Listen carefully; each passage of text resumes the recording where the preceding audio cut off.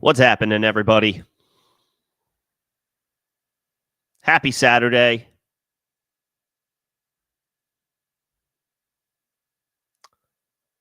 Final day ahead of the full Week 15 slate and the full-fledged kickoff of the fantasy football playoffs. Got you for start sit help for Week 15. Here to help sort out your lineup decisions ahead of your playoff matchup.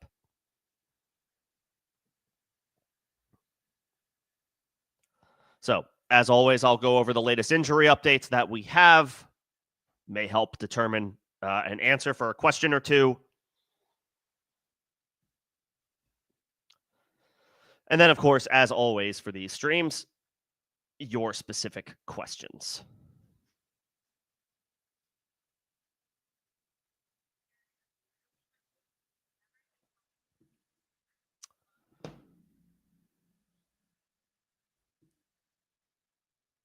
If you've made it this far, congratulations. It's possible that your league is playing the final regular season match of your season if you have smaller playoff brackets.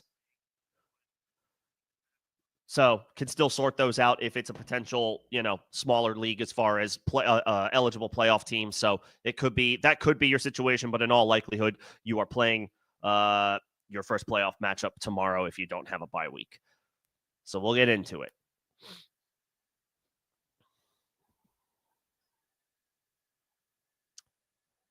Let's see the latest injury updates that we have as of today.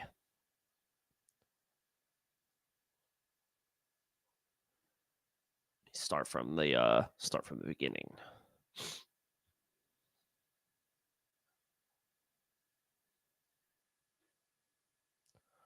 We'll date ourselves back to yesterday, because that is when most of the updates came through for any teams playing on Sunday. We're getting updates today as far as the teams that are playing on Monday. It is a doubleheader for Monday Night Football this week. Couple of games Monday night, as opposed to the typical one.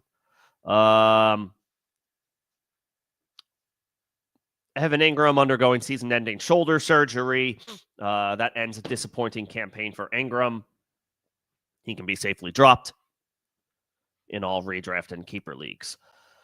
Hollywood Brown designated to return from injured reserve for the Chiefs. That's more of something for the NFL playoffs, not something for the rest of this season. Hollywood Brown is not a pickup in your redraft leagues for week 16 or 17 or anything like that. Bucky Irving, this one is obviously going to be one that people monitor a lot and frequently between now and kickoff. Bucky Irving questionable for week 15 with a hip issue and a back issue.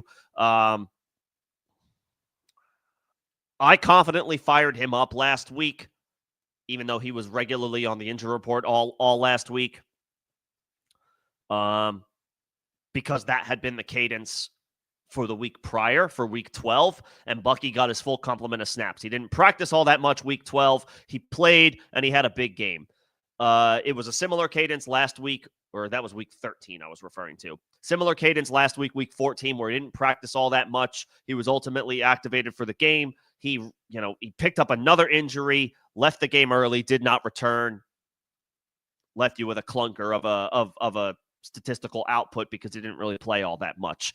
Now it's the similar situation this week. He didn't practice all week. He's being listed as questionable. I would be worried about Bucky Irving coming into this matchup. I would think Rachaad White is once again the lead back for Tampa Bay. I don't know how much Bucky Irving mixes in tomorrow. It is anybody's guess how involved he will be. It's possible you need to start him out of necessity if your backfield is weak, but if you have viable options to pivot to for your backfield, I would highly advise doing that and not relying on Bucky Irving in week 15 against the Chargers. But it depends on what your specific situation is. So if you have Bucky Irving and it's a possible flex situation that you are considering, let me know the scoring. Let me know your alternate options, and we can figure out what to do with Bucky. But to be honest, I would be looking to avoid him in a must-win situation. There's a lot of question marks about his availability tomorrow. Keon Coleman, not on the injury report, so he will play for the Bills against the Lions. Should be a shootout. Dalton Kincaid, questionable for Week 15. He is impossible to trust. David Njoku, also very, very difficult to trust. Listed questionable for Week 15. Hopeful that he will play, but he didn't practice much this week. Cedric Tillman is out for the third straight game as he continues to recover from a concussion that he suffered, I believe, back in Week 12. Yeah, that makes sense. Week 15, third straight game, so it happened in Week 12. That's math. Hopefully Tillman is on the mend and doing better sooner than later. But he will not play against the Kansas City Chiefs. With both Tillman out and Njoku questionable, not only is Jerry Jeudy a must-start play, but Elijah Moore is a very intriguing flex option if you are trying to decide between a couple of different plays in deeper leagues. Elijah Moore should be a solid play against Kansas City tomorrow. Jerry Jeudy's already in your lineup. You know what you're doing there.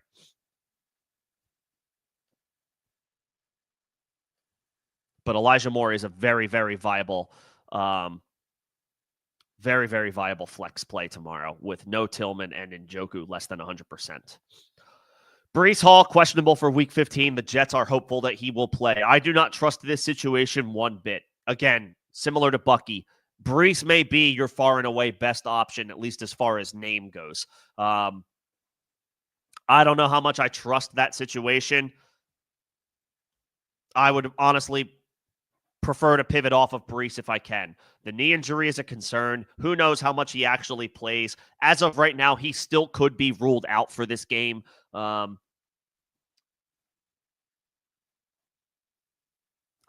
would not play Breece Hall. I don't have any confidence in Breece Hall. Let's see. Aiden O'Connell is questionable for Monday Night Football for the Raiders against the Falcons. That would, if he's able to play, that would be a boost for Jacoby Myers and Brock Bowers, I guess. It didn't look like he was going to be able to play, but he is questionable. So there is a chance that Aiden O'Connell suits up for the Raiders, which would probably be an upgrade over Desmond Ridder. Rashad Bateman off the injury report. That's not fantasy relevant. I don't trust anybody as far as Ravens pass catchers tomorrow outside of Zay Flowers and Mark Andrews, but there could be limited volume available for the Ravens passing game as they probably play with a solid lead against the Giants tomorrow. Romeo Doubs clears concussion protocol, so he will suit up for the Packers, presumably against the Seattle Seahawks on Sunday Night Football. I think this puts a serious dent in the outlook of both Christian Watson and Dontavian Wicks. When both Jaden Reed and Romeo Doubs are healthy, Watson and Wicks have not put up huge numbers this year. So I wouldn't plan to use them in deeper formats, Watson or Wicks. Doubs is also dicey in his first game back after missing a couple of weeks with the concussion. Tony Pollard listed questionable. He did not practice for most of this week. I didn't see if Pollard practiced on Friday. I know he did not practice on Wednesday or Thursday. But he also was listed as expected to play. There seems to be optimism for Pollard's availability. Okay, he returned to practice in a limited fashion on Friday. That puts Pollard on track to play Week 15. If you have Tony Pollard, you probably want to get him into your lineup. He's playing Cincinnati. That's a great matchup. George Pickens ruled out for Week 15, so Pat Freiermuth is probably going to see 10 to 12 targets. He is a viable tight end one. And I do not trust a single wide receiver that Pittsburgh has. I don't trust Calvin Austin. I don't trust Van Jefferson. I don't trust Roman Wilson. I don't know if there's somebody else that I'm forgetting. But in this matchup against Philly, who has been pretty stingy on defense for most of the season, I do not trust the Steelers' ancillary wide receivers to get the job done. Freiermuth, however, figures to have a rock-solid floor tomorrow if you're looking for a safety net at tight end. Trey McBride, not on the injury report for Week 15. You're firing him up as a high-end option at tight end everywhere. Josh Downs is listed questionable for Week 15, but he practiced all this week, so I have to imagine it's more on the optimistic side, this questionable tag, than the pessimistic side. Practiced all week and upgraded to a full practice on Thursday. So again, Josh Downs appears to be on the favorable side of questionable, the more optimistic side of questionable. If you have Josh Downs, he should be a strong wide receiver 3 to pivot to or to turn to if you need him. Although it is a little bit of a tougher matchup. Kenneth Walker, doubtful for Week 15. This is not much of a surprise. Zach Charbonnet, you fire him up as an RB1. You fire Zach Charbonnet up as an RB1. He needs to be in your lineup. Assuming Kenneth Walker is out, and doubtful is an indication that he will be out. He will not play. Zach Charbonnet needs to be in your lineup. Absolutely has to be. Raheem Mostert, not on the injury report. That is not fantasy relevant. It's Devon Achane and nobody else in that Dolphins backfield. So Breece Hall did fully practice on Friday. I still don't trust that situation. I do not trust the Breece Hall situation at all. Ladd McConkey listed questionable for Week 15. He practiced in a limited fashion all week, so he figures to be tracking toward a return, but he missed last week, even though he got in some practice sessions, so that one will be worth monitoring. Definitely a guy you want to fire up as a wide receiver, too, if he plays. The matchup is incredible, but obviously he needs to get on the right side of questionable. It's probably 50-50 because he did not play last week. Mike Evans off the injury report for Week 15. You are confidently firing up Mike Evans in your lineup because who else do you have that's better?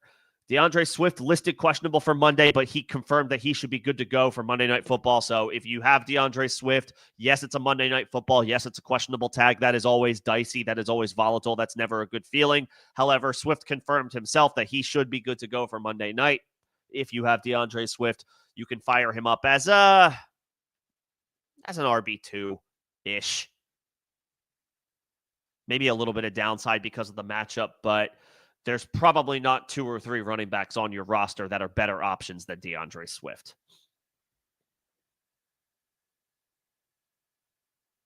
And Roschon Johnson has been ruled out with a concussion, so Swift is going to get all the work that he can handle.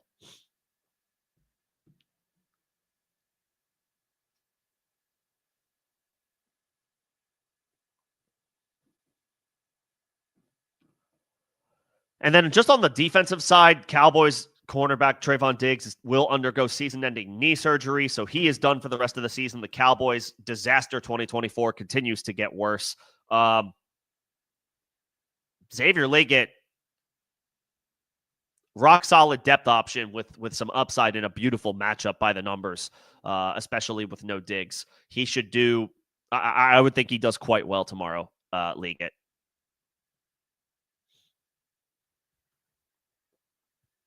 Definitely got some wide receiver 4. He's on the wide receiver 4 radar. He's got wide receiver 3 upside, and honestly, a best case scenario ceiling game would put him on the wide receiver 2 roadmap if he's able to come through with a score. It's a great matchup by the numbers.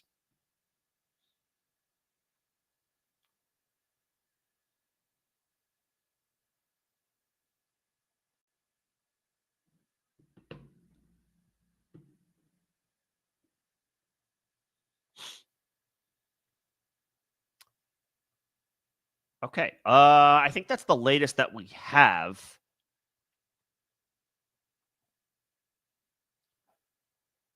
As far as the latest injury updates for this week. So, with that, we can get into questions. As always, whether you are new or been around the block, welcome if you're new. You already know if you've been around the block before. I will get to member questions first. That is a perk of being a member of the channel. Supers will also be line jumpers to get your questions answered faster in priority order. If you are feeling so inclined, you do not have to send a super, but you will get your answers faster if you do. And then I will get to everybody else. So I just ask for some patience as I work through member questions and supers or gifts.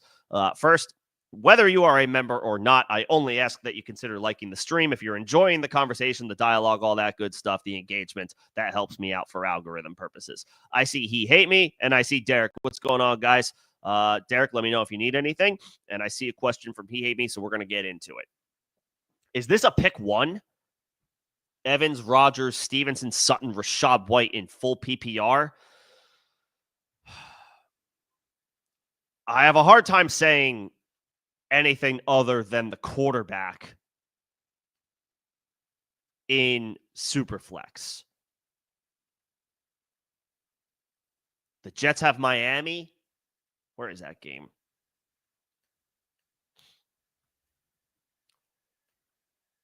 Actually, it must be in Miami because the Giants are playing in MetLife tomorrow. Oh no, Miami was last week. It's Jacksonville this week. I'm getting my weeks twisted up. Apologies. That's a pretty good matchup. It's a pretty good matchup. Aaron Rodgers has obviously, he's not what he used to be.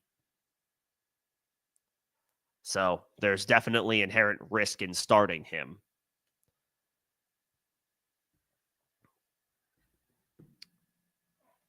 What are his weekly finishes recently, Aaron Rodgers? Sutton is a high-end option and a guy that I would consider must start in a lot of scenarios. Superflex is what makes this tricky, though. Rodgers' last 4 games, he was a QB1 last week. He was the QB11, 339 passing yards, just 1 touchdown, but the yards were good enough to make him the QB11 on the week. QB23, QB22, QB27, his prior 3 outings before last week. And has put up 4 QB1 performances this year. 3 of them came before week 9. It's a great matchup.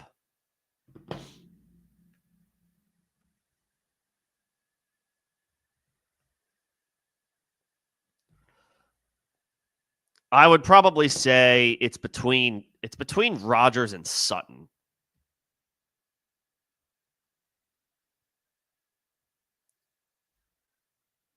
Sutton has been a must-start player for weeks now. 6 for 102 last week, 8 for 97 and 2 week 12, 7 for 78 is his quote unquote worst game in this recent 6-game stretch, excuse me. 7 for 78 was his floor, 6 for 70 week 10 and a touchdown, 7 for 122 week 9, 8 for 100 week 8. Coming off the bye week at home, very beatable matchup.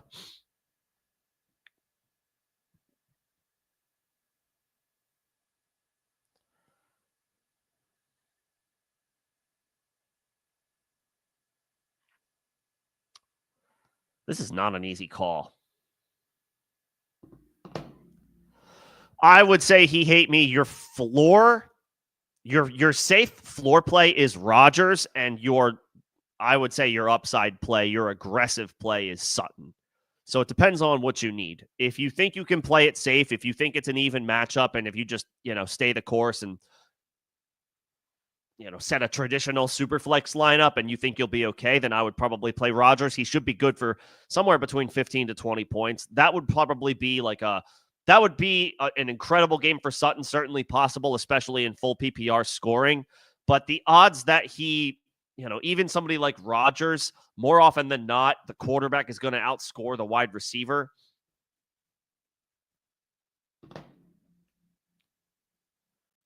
Rodgers, 19.5 points last week. Well, that's in 6-point passing touchdowns. Let me look at 4-point passing touchdowns because that's standard. I mean, 17.5, 14, 16. He's got a safe 15-point floor. Rodgers does, whereas that would be Sutton's. Sutton is certainly capable of doing it, but it's a taller order for a wide receiver to do it than a quarterback. Rodgers is your safe play. Sutton is your aggressive play. He hate me. That's where I would go. It does. So if you think you need to be aggressive, if you feel like you're an underdog, then I would probably say Sutton. If you think you can play it safe, I would probably play Rodgers. Appreciate the gift. He hate me. Thank you so much. And congrats to those who now have some memberships, courtesy of He Hate Me. My most generous member. Appreciate that very much. Let me know if you need anything else. Hopefully that answers the question. These other guys obviously are really good options, but I can't consider them over Rodgers in a super flex spot. The only guy that I would put in this conversation is Sutton, and he would be your aggressive play if you think you need it. All right. Let's see. Where am I? Oh, this is just a follow-up. This is the team. Knicks, Barkley, Kamara, awesome. Tyreek, Judy, very good. Juwan Johnson should be okay. Although with no Derek Carr, I feel a little bit more concerned about him. I would maybe consider that guy. What's his name? Stone Smart. He's like the trendy tight end guy this week.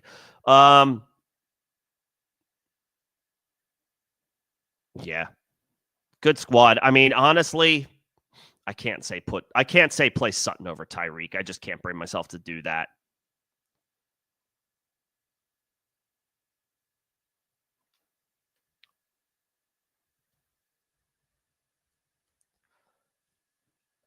Brian Robinson has a good matchup, but honestly, he hate me. If you want to get both of those guys into your starting lineup, Sutton and Rodgers, I wouldn't mind the idea of playing Sutton over Brian Robinson, especially in full PPR. Something to think about. Robinson, great spot, great matchup. And Eckler is on injured reserve, so he's going to get all the work to himself against a very beatable Saints defense. But Sutton has been absolutely nuclear the past 6 weeks. I would consider playing Sutton over Brian Robinson if you want to play both Sutton and Rodgers. I would consider that. We can continue to talk about, we can continue to navigate this lineup. He hate me if you would like. Let me know. Let me know if you have any other follow-ups, and we can talk shop. Let's see. I see Greg's question next. What's going on? Yeah, Debo is approaching drop territory in redraft leagues. Like, he's not usable for the rest. He's not usable week 16, and he's not usable week 17. I don't care if he pops off for 20 points next week, which he won't. But if he does, I'll still tell you to bench him week 17. I do not trust Debo Samuel for the rest of this season. He's dropping passes. They were force feeding the issue by trying to get him the ball, and it just didn't materialize on Thursday night. I think he had 2 other drops other than the big one that would have gone for a touchdown. Just like a brutal season for Debo. He doesn't look himself. He looks a step slow. I'm not playing him. I'm not playing him for the rest of the season. I would not play him for the rest of the season. Debo is like the last man on your roster at this point. If you have him. Week 16, week 17, if you need the space, Debo can be cut. Let somebody else have him. You're not going to start him. Nobody's starting him the rest of the season. With what confidence would you start with Debo Samuel the rest of this year? He can be dropped. Goff versus Love as far as your quarterback. Goff gets the Bills in what should be a shootout. Love is on the road against Seattle. I would probably play Goff. The point total for Bills Lions is the highest on the week, 54.5. That is the projected total, which means points are expected to be scored in that game. Packers Seahawks is 46. So we're expecting Vegas has like 6.5, almost a touchdown more projected points scored in Bills Lions than in Packers Seahawks. I'll chase the situation where I think we got a shootout brewing between Detroit and Buffalo. I'll take Goff at home. I'll take Goff at home.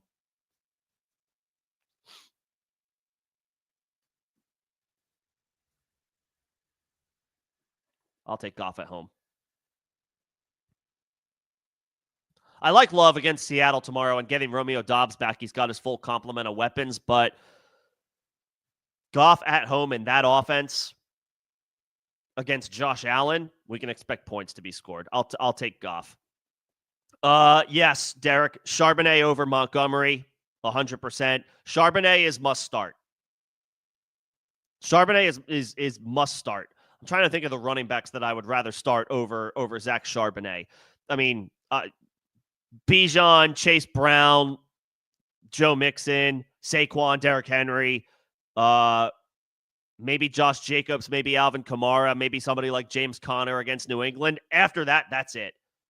That's it. Then after that, it's Charbonnet.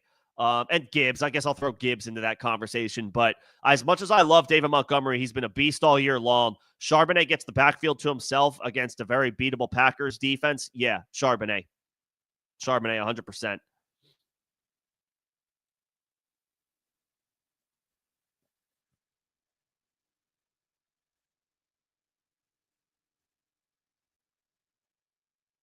Yeah, Charbonnet has to be in your lineup if you have him. Zach Charbonnet has to be in your lineup if you have him. Find a way.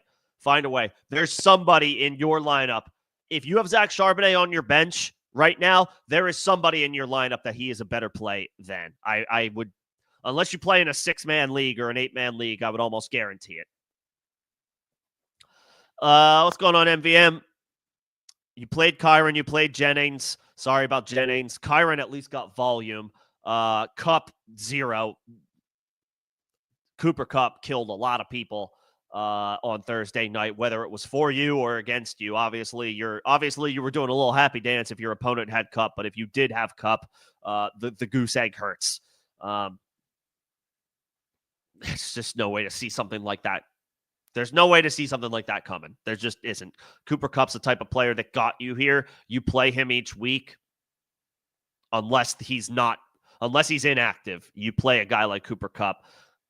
A 0 is nasty work from Cooper Kupp, something that you don't expect. But it happened. So, luckily you were on the right side of having to deal with Kupp. So now we just got to sort out the rest of your lineup. You are playing Nico because Nico is a slam dunk in everybody's lineup, regardless of scoring. And I would probably play your running backs as well. I would play Nico, I would play Achane, and I would play Rico Dowdle against the Carolina Panthers. That's where I would go. Mike Evans is awesome. Drake London is very good. JSN has been an absolute stud this year. You have a lot of really good players. Unfortunately, you just don't have the starting roster spots or the starting spots in your lineup to play all of them. I would play your running backs, and I would play Nico. That's where I would go.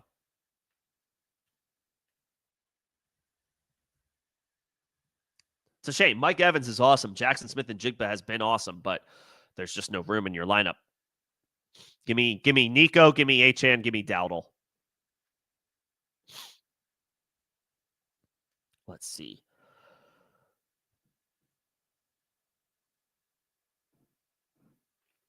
Yeah, that looks good, Derek. I assume you can't take Shakir out of your lineup for somebody like David Montgomery. I don't know that I would play Shakir over Garrett Wilson. I think I would go back to Garrett Wilson just because, he's a big play waiting to happen, and this is a great matchup against Jacksonville.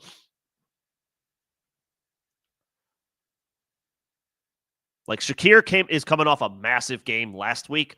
Prior to that, he's been solid, but not in like this must-start category, must-start conversation. I think Garrett Wilson is closer to that conversation than Shakir on a week-to-week basis. So I would probably play Wilson over Shakir. Everything else looks right, though. Everything else looks good.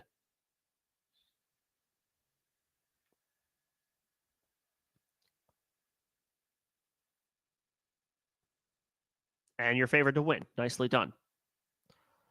Yeah. The only thing I would consider here is swapping Shakir for Garrett Wilson. If assuming that's a wide receiver spot. If it's a flex spot, then Montgomery. If it's a wide receiver spot, Garrett Wilson is what I would suggest.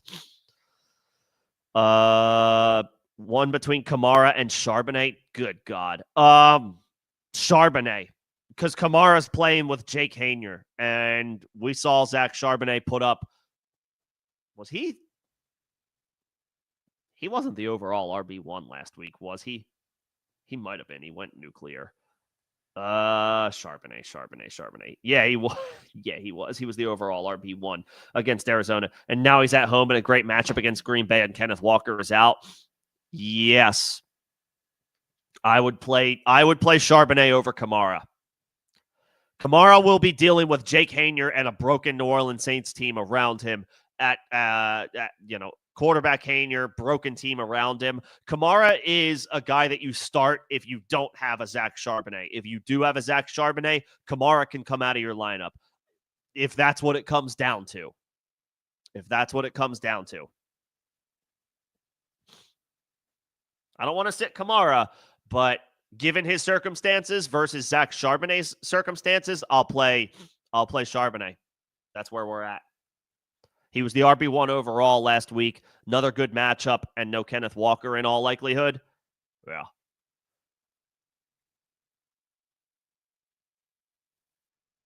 Yep. I would play Charbonnet. I would play Charbonnet over Kamara.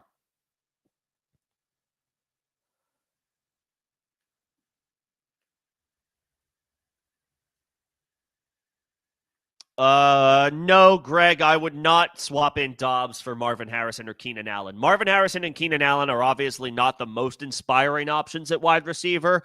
Although Harrison has a pretty good matchup against New England tomorrow. He'll have to see Christian Gonzalez, but Gonzalez has been up and down. Marvin Harrison has also been up and down. So who the hell knows what's going to happen there? But I would play Marvin Harrison and hope for the best. And I would probably play Keenan Allen as well. The Bears offense appears to be doing a little bit better. Dobbs, it's his first game back after missing a couple of weeks with a concussion. While I like the Packers offense and Jordan Love are better with Dobbs on the field, I don't know how much he's going to make an impact in his first game back. So I would proceed with caution there. I would not play him. I would play Marvin Harrison and Keenan Allen.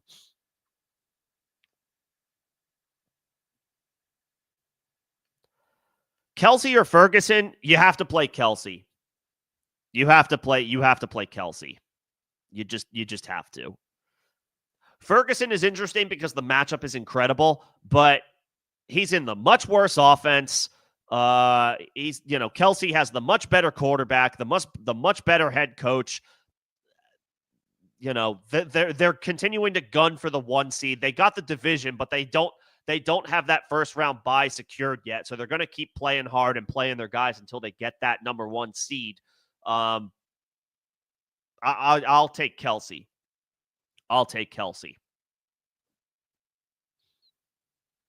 Yeah. Kelsey over Ferguson for sure.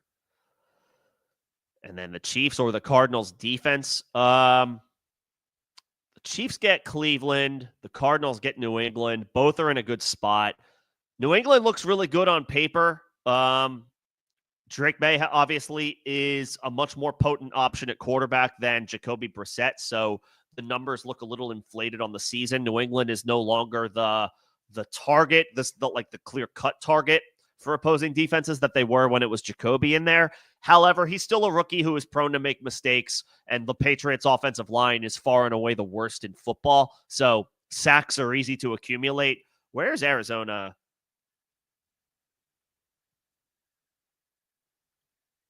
In the sack total department on the season. I'm looking this up right now.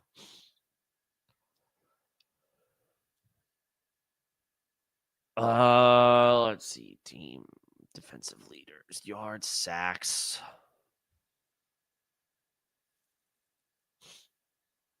The Cardinals are middle of the pack. They have 34 sacks. That is, they're upper echelon, actually.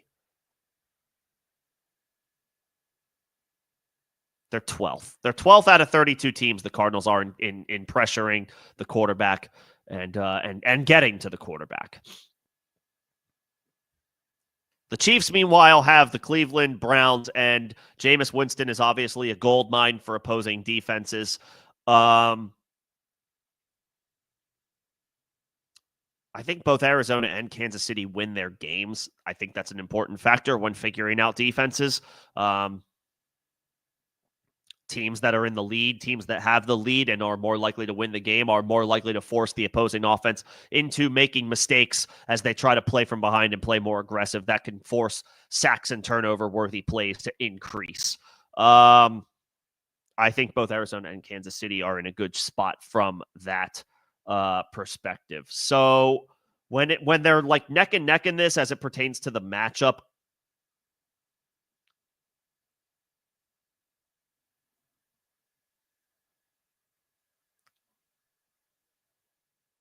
I guess I'll say the Cardinals because they're at home. They're at home. The Chiefs are actually not a team that is generating a lot of sacks. They have 27 on the season. That is bottom 8 in the NFL. The Cardinals are top 12. I'll take Arizona here, MVM. They are 12th in the NFL in sacks, and the New England offensive line is the worst in football. The Chiefs should have a really good time tomorrow against Jameis Winston. They should have success, plenty of it. But they're bottom 8 in the NFL in sacks. So while I do think they'll be perfectly fine and have success against Jameis, the formula, the matchup is in Arizona's favor as far as they should be able to get after the quarterback because they do a good job of that on the season, and they're getting the most beatable matchup as far as offensive line play goes in the New England Patriots. I'll take Arizona.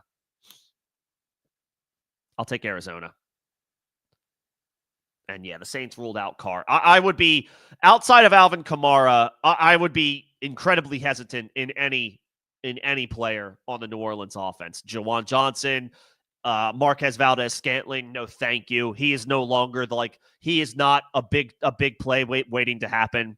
Not with Jake Haener, not yet anyway. Haener has a lot to prove to as far as, do we trust him in supporting the offense and supporting fantasy relevant players. So I don't want to play anybody on New Orleans offense outside of Alvin Kamara, and even Kamara makes me nervous. And it's a wide receiver spot. Okay, so I'd play Garrett Wilson over Shakir, Derek. I got to shout out Jeremy, new member. Appreciate the support, Jeremy. Welcome on board. You will now get priority responses to your questions. Thanks for hopping on, or thanks for joining on. Thanks for the support of the channel. Much appreciated. I will get to you in short time. I just got to get to Greg's question first. And I see Don sent a super. Thank you so much, Don. Appreciate the support of the channel. I see everybody else's questions off of the top. I see Jeff. I see Megabrick. I see, let me see. I see J&H. I see a few other folks. Sit tight. I see your questions. I promise I will get to them. I just got to get to member and super questions first. Those are the perks of memberships and supers. Dowdle or Aaron Jones? I love both of these guys. Aaron Jones is the better player. Rico Dowdle is in the much better matchup. If you can only play one of these guys, Greg, I'll play Rico. He's playing Carolina. The Carolina Panthers are the most beatable matchup still on the ground in the NFL. What are they giving up as far as rushing yards per game? Still 170. Over the past few games, the last 3 games, they're allowing 200 rushing yards per game. The Carolina Panthers are. I think Rico Dowdle's about to feast. I do. I love Aaron Jones. I think he's awesome. I think he's going to have a good game. I know the Bears have a decent defense, and they'll probably make things tough for him, but I think Aaron Jones is going to have a nice game. I would probably bet on Rico having a better one. The Carolina Panthers are the biggest run funnel in the NFL this year, and the second worst team isn't close. They give up the most rushing yards per game on the season by over 20 yards a game. In their last 3, they're giving up 200 rushing yards a game. Now, of course, one of those came against the Philadelphia Eagles. They're one of the better rushing offenses in the NFL. But stats are stats. The Panthers, in the last month, they're the worst defense against the run. On the season, they're the worst defense against the run. We're seeing a trend here. I got to play Rico. I love Aaron Jones, but I got to play Rico. All right, let me get to Jeremy's question. Thanks again for joining on as a member, Jeremy. You need 2 flex in PPR scoring. Montgomery, Rico, Sharp, and damn, man. These are a lot of good running back options. I would, first of all, yes, swap London in for Shakir and Brian Thomas and Adam Thielen. Like all of those guys for different reasons, but London is, I think, the safest bet here. I know Kirk Cousins is in a rut, but London is their top dog in the pecking order in the passing game. He will continue to get plenty of volume, and I believe he's a wide receiver 1, if not a high-end wide receiver 2 on the season. I'll double-check that. So, yes, I would play London over those other wide receivers. The two flex spots, one has to go to Charbonnet. He's must start. He is must start. The other is between Jacobs and Rico. I love the matchup for Rico, but I think I rank Jacobs ahead of Rico. It's a better offense. Yeah, Rico has the best matchup. Like I just mentioned to Greg, Rico is playing the Carolina Panthers. They are the softest run defense in the NFL by the numbers, and it's not close. And that's on the season and in recent games played. So it's not like they have terrible numbers on the season, but they've played better recently. No, they've played worse. They've given up more rushing yards than their season average, which was already 170 a game. They're getting gashed on the ground, the Carolina Panthers are. Rico's matchup is the best matchup on the slate. However, I would rank Josh Jacobs ahead of Rico. He's the more talented player, and he's in the better offense. The Packers are a better offense than the Cowboys at this, especially at this particular juncture of the season. Jacobs has 12 touchdowns across his last 9 starts. I believe there are some other guys that are banged up in their backfield. He's getting bell cow work. Seattle is not a difficult matchup. They are bottom half of the league against the run themselves. They've been better of late. But I trust Josh Jacobs and what he has done recently, and I think that's where I need to go.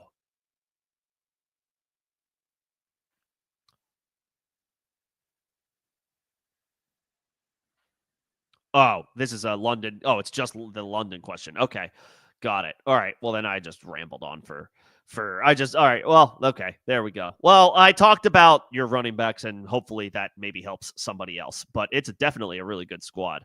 Yes, I would swap London for those guys. I thought it was a pick 2 question. But cool. Yep, I would play London ahead of all those wide receivers.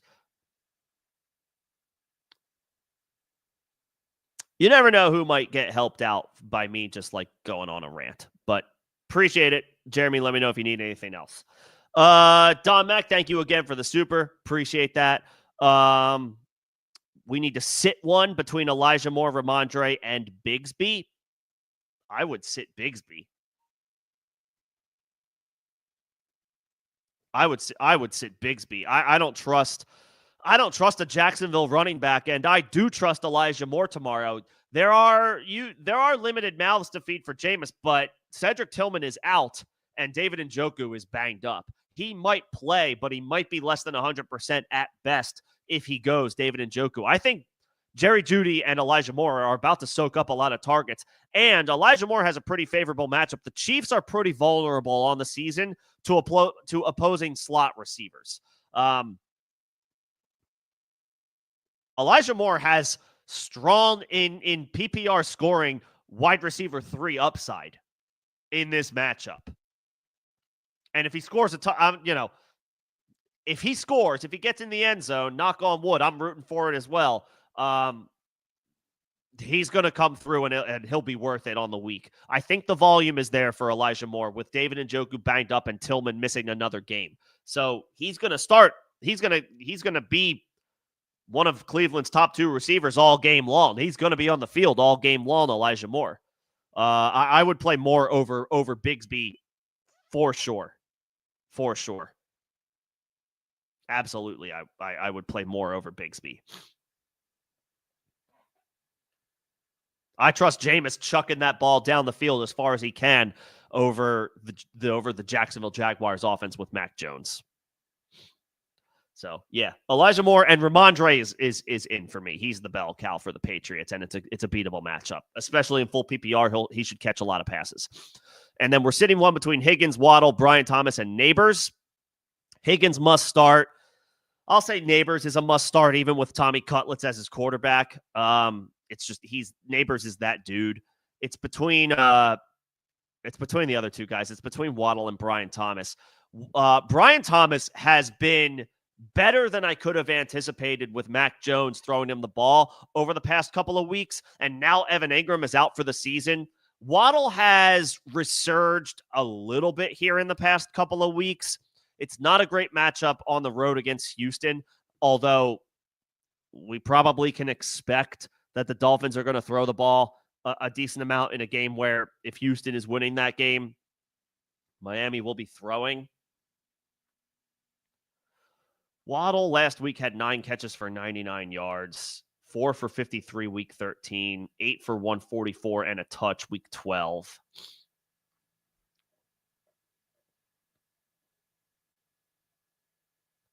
Waddle has been on a recent tear.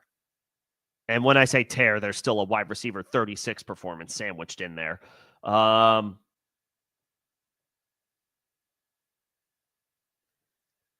Brian Thomas, on the other hand,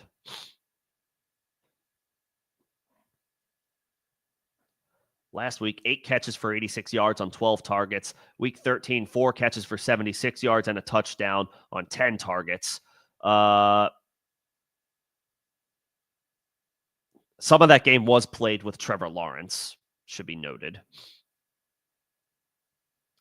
So in his past 2 games, Brian Thomas has 22 targets, 12 catches, 162 receiving yards, and a touchdown. I mean, that's pretty good.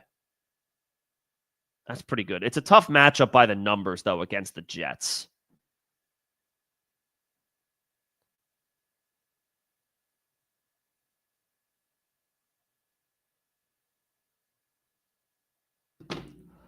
I would sit. Waddle has Tua. Brian Thomas has Mac Jones, but Brian Thomas has looked good with Mac Jones, believe it or not. In full PPR,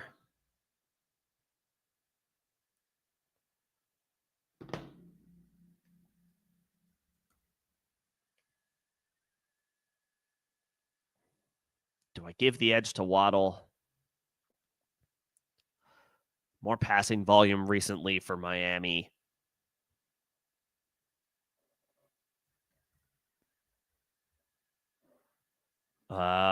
Condensed target share for Brian Thomas. He is weapon 1. Waddle remains weapon 2 behind Tyreek Hill, and if it's a Jonnu game, then Waddle could slip to option 3 in the pecking order.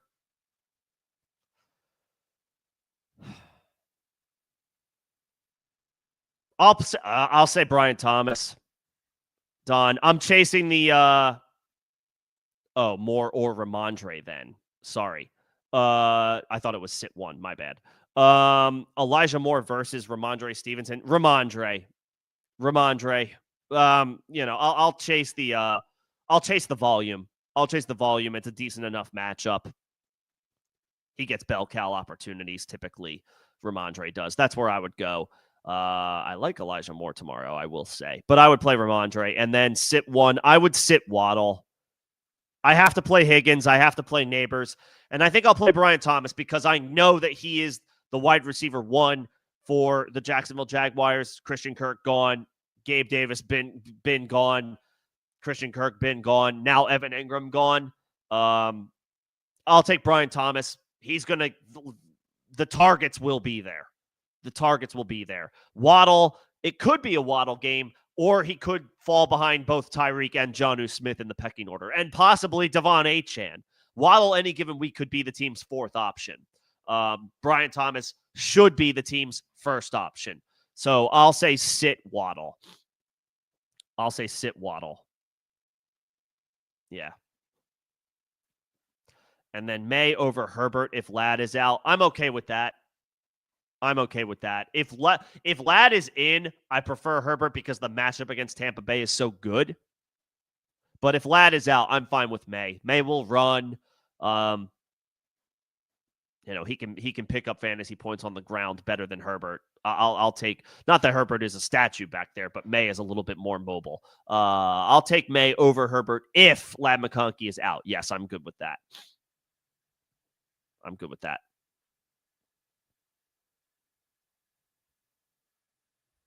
Okay. Ramondre, sit Waddle, and yes, May over Herbert if Ladd is out. Cool. Appreciate the super once again. Don, thank you so much. Let me know if you need anything else. Let's see. Tyler sent me a super. Appreciate it, Tyler. Thank you so much. Appreciate the support.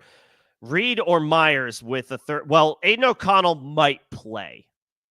Which would give Myers a boost. Obviously, it's a Monday Night Football game, so we're not going to know probably until then if O'Connell goes. So we are playing with some fire. If it's Desmond Ridder throwing Jacoby Myers the ball, it's hard to feel good about that. However, Myers has been a beast this year, especially since they traded Devontae Adams. I believe he's a wide receiver 2 on the season. Jacoby Myers is, and a good one at that, not like a low-end wide receiver 2. I feel like he's like the wide receiver 15-ish on the season. He's had a great year. More Myers or Jaden Reed? I mean, it's hard to trust Jaden Reed after a goose egg against the Lions. Now, of course, he has 10 days of off and rest to get himself right. It's a good matchup against Seattle. He was a wide receiver 1 the week prior. The problem with Jaden Reed is he's all over the freaking map as far as his statistical outputs on the season. He's been very, very up and down. And with Romeo Doubs back, he may even be more volatile. I think I would roll the dice, Tyler, and play Myers.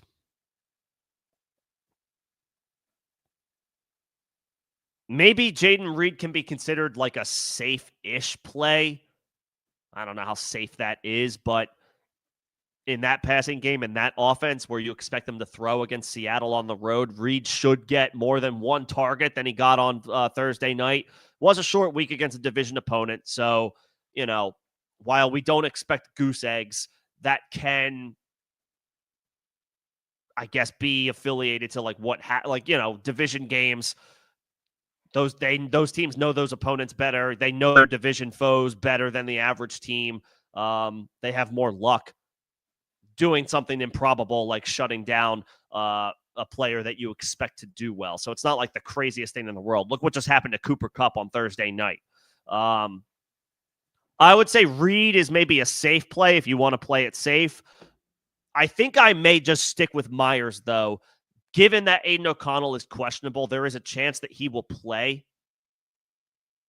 And if he plays, Myers has that wide receiver 2 floor. If it's Desmond Ridder, Myers should still see a lot of targets. Backup quarterbacks, third stringers, they hyper-target their top weapons. That's going to be Myers and Brock Bowers. So while it might be gross, he should be able to come through with some volume. And the Falcons' defense is hardly a threat. It's not like it's a daunting matchup or a difficult matchup for Jacoby Myers against the Falcons. I will say Jaden Reed is a safe play if you can stomach. I think the floor will return, but if you can stomach a potentially low 5, 6, 7 point floor from him, if you think that should be enough to get you by, then Jaden Reed. And obviously there's upside for more. He should bounce back 10 days rest, not playing a division opponent. I think I would go Myers. He's been a wide receiver 2 on the season, and Aiden O'Connell is questionable, so there is a chance he plays. There's a chance he plays.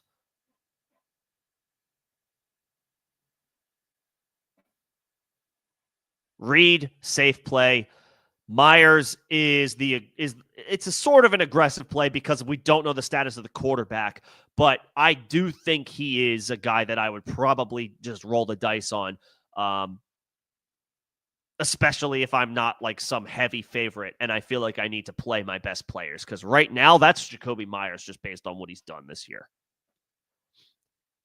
Reed is safe-ish. Floor is lower than your typical safe player. Myers is probably where I would go. I know there's more built-in risk, but he's been really good this year. And with O'Connell, with the door being open that O'Connell could play, I might be willing to roll those dice and play Myers. Let me know if you need anything else, Tyler. Appreciate the super. Thank you for the support. I think I got all member questions and supers. If any members need anything else, let me know. Let me get back up to the top and knock out a couple of questions, though, for those who have been waiting. Appreciate everybody's patience. One flex in full PPR: Ridley, Myers, Brian Thomas, or Sincere McCormick.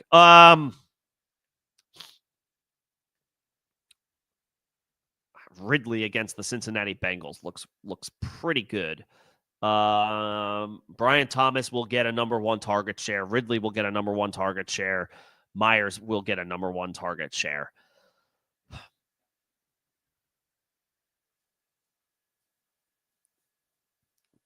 Bengals are giving up a lot of production to opposing wide receivers recently.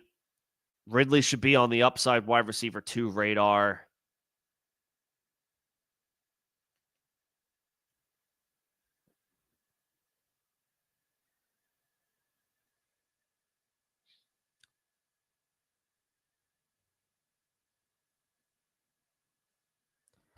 He's been up and down, Ridley has, even in good matchups.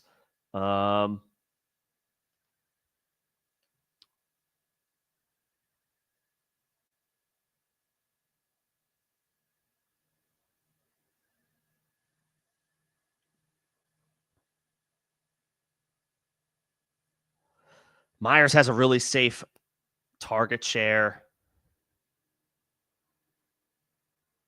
That's tough. In full PPR, I would not play Sincere McCormick with Alexander Mattison back. It's one of these 3 wide receivers. Ridley is high risk, high reward. Brian Thomas should be a safe play. I'll say Brian Thomas is a safe play because of his target share. Ridley is more all or nothing. If you need to be aggressive, I'll say Ridley. If you think you can play it safe, I guess I'll say Brian Thomas.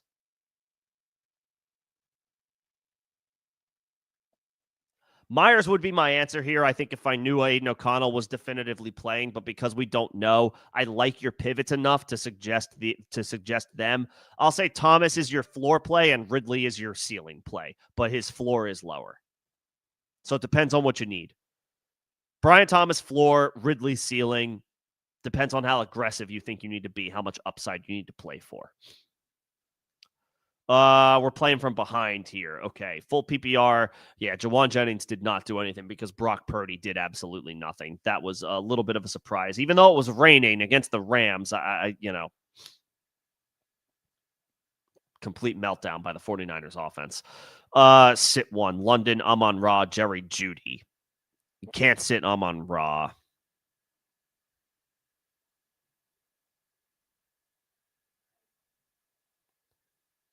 And I think I would play, I think I would play Jerry Jeudy. I'll sit London of this group. Amon-Ra, stud wide receiver 1. Jerry Jeudy, stud wide receiver 1 right now. He's been absolutely cooking. I can't take Jeudy out of my lineup, especially with no Tillman and with David Njoku banged up. Jerry Jeudy's on an absolute tear since week 8. His worst fantasy output, Jerry Jeudy's, since week 8 was 5 catches for 79 yards. That was his worst output in the past almost 2 months. I think Jeudy has to be in and Amon-Ra has to be in. London, since we're nitpicking here, London is in the situation, I guess, of these guys that I trust the least because Kirk Cousins is not playing well.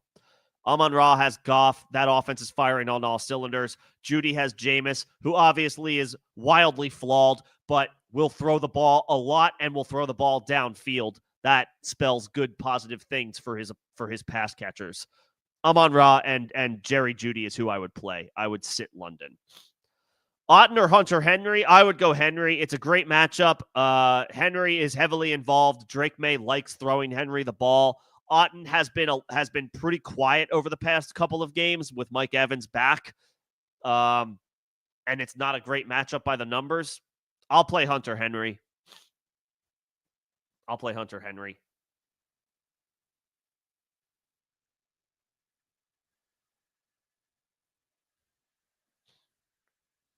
Yep. Coming off his bye week. Good matchup against Arizona. May likes throwing him the ball. Yeah, I'll take Henry. I want to like Otton, but he's teetering on the tight end 2 radar because he's been very quiet the past few weeks. I know he got 70 yards receiving last week, and that was good, but this is a tougher matchup, and he's been pretty quiet since Mike Evans came back to the lineup. Otton. So I'll take Hunter Henry. Washington, Jets, Falcons. The Falcons have the Raiders. Good matchup, but the Falcons' defense isn't good, so I don't want to mess with them. The Jets have a great matchup against Jacksonville, but they have been disappointing this year. Washington probably has the best matchup against Jake Haener and a broken New Orleans Saints offense. Plus, we got a revenge game brewing for Marshawn Lattimore, who will make his Washington debut against his old team tomorrow in New Orleans. I got to imagine there's extra motivation for him to make a play. Washington is playing to stay in the wild card race and the division race, I guess. They're getting a guy making his first career start in Jake Haener. I think I would say Washington. I'll say Washington. The Saints are like, they have Alvin Kamara, yes, but no Taysom Hill. Obviously, both their starting receivers are gone. I'll take Washington of this group. And Jeremy, I think I got this question. This was the London question, so I think we're all good now. Thank you again for joining on as a member. Appreciate it. But yes, London over Shakir and Thielen. Let's see. Rank in order. AJ, Brees, Neighbors, Charbonnet, Smith, and Jigba. Charbonnet is first. Smith and Jigba, no. Charbonnet is first. AJ Brown is second. Smith and Jigba is third. Neighbors is fourth. Brees Hall is fifth. So if it's sit 1, it's Brees. If it's sit 2, I would sit Brees and Neighbors. Neighbors is awesome, but catching the ball from Tommy Cutlets, difficult to trust. Even though the matchup is great against Baltimore. I trust A.J. Brown tomorrow. I think he's going to have a solid day. There's been a lot of turmoil about Philly's offense and their ability to throw the ball. I know it's a tough matchup, but they're at home, and I feel like A.J.'s going to come through, especially in full PPR. Smith and Jigba has been awesome this year. He's a wide receiver 1 on the season. I want him in my lineup. Charbonnet is a must-start because Kenneth Walker is doubtful, meaning it's highly, highly unlikely that he plays. That puts Charbonnet in the must-start category. Charbonnet, AJ, Smith and Jigba, Neighbors, Brees Hall in that order.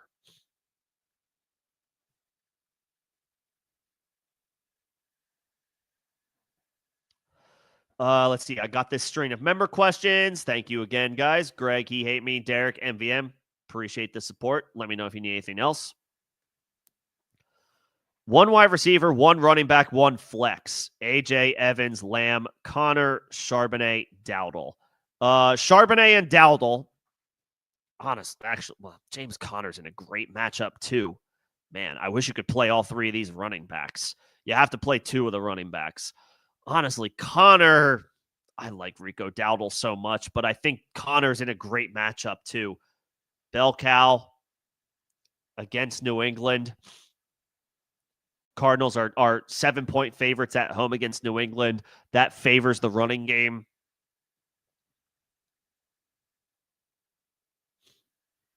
Charbonnet and James Conner. I hate that you have to sit Dowdle, but Charbonnet is too good a situation to not play, and Conner, I would say the same thing. It comes down to your wide receiver. I would play A.J. Brown.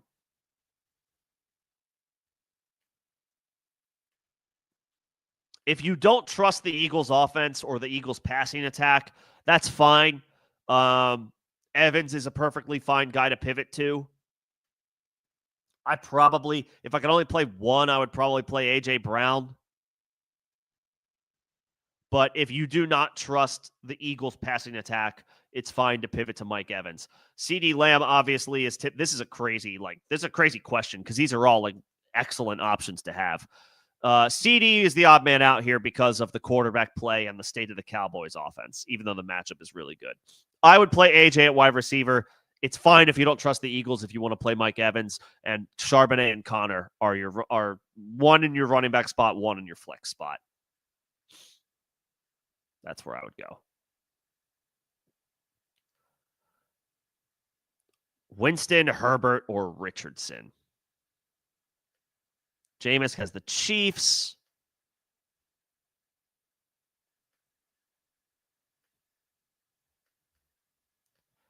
Jameis has the Chiefs. Herbert has the Bucks. That's a really good matchup. Richardson is on the road against Denver. That's a tougher spot. Although they are coming off of their bye week.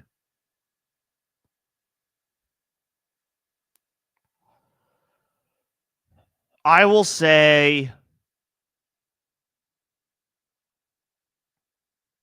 if Ladd McConkey plays, I would play Herbert.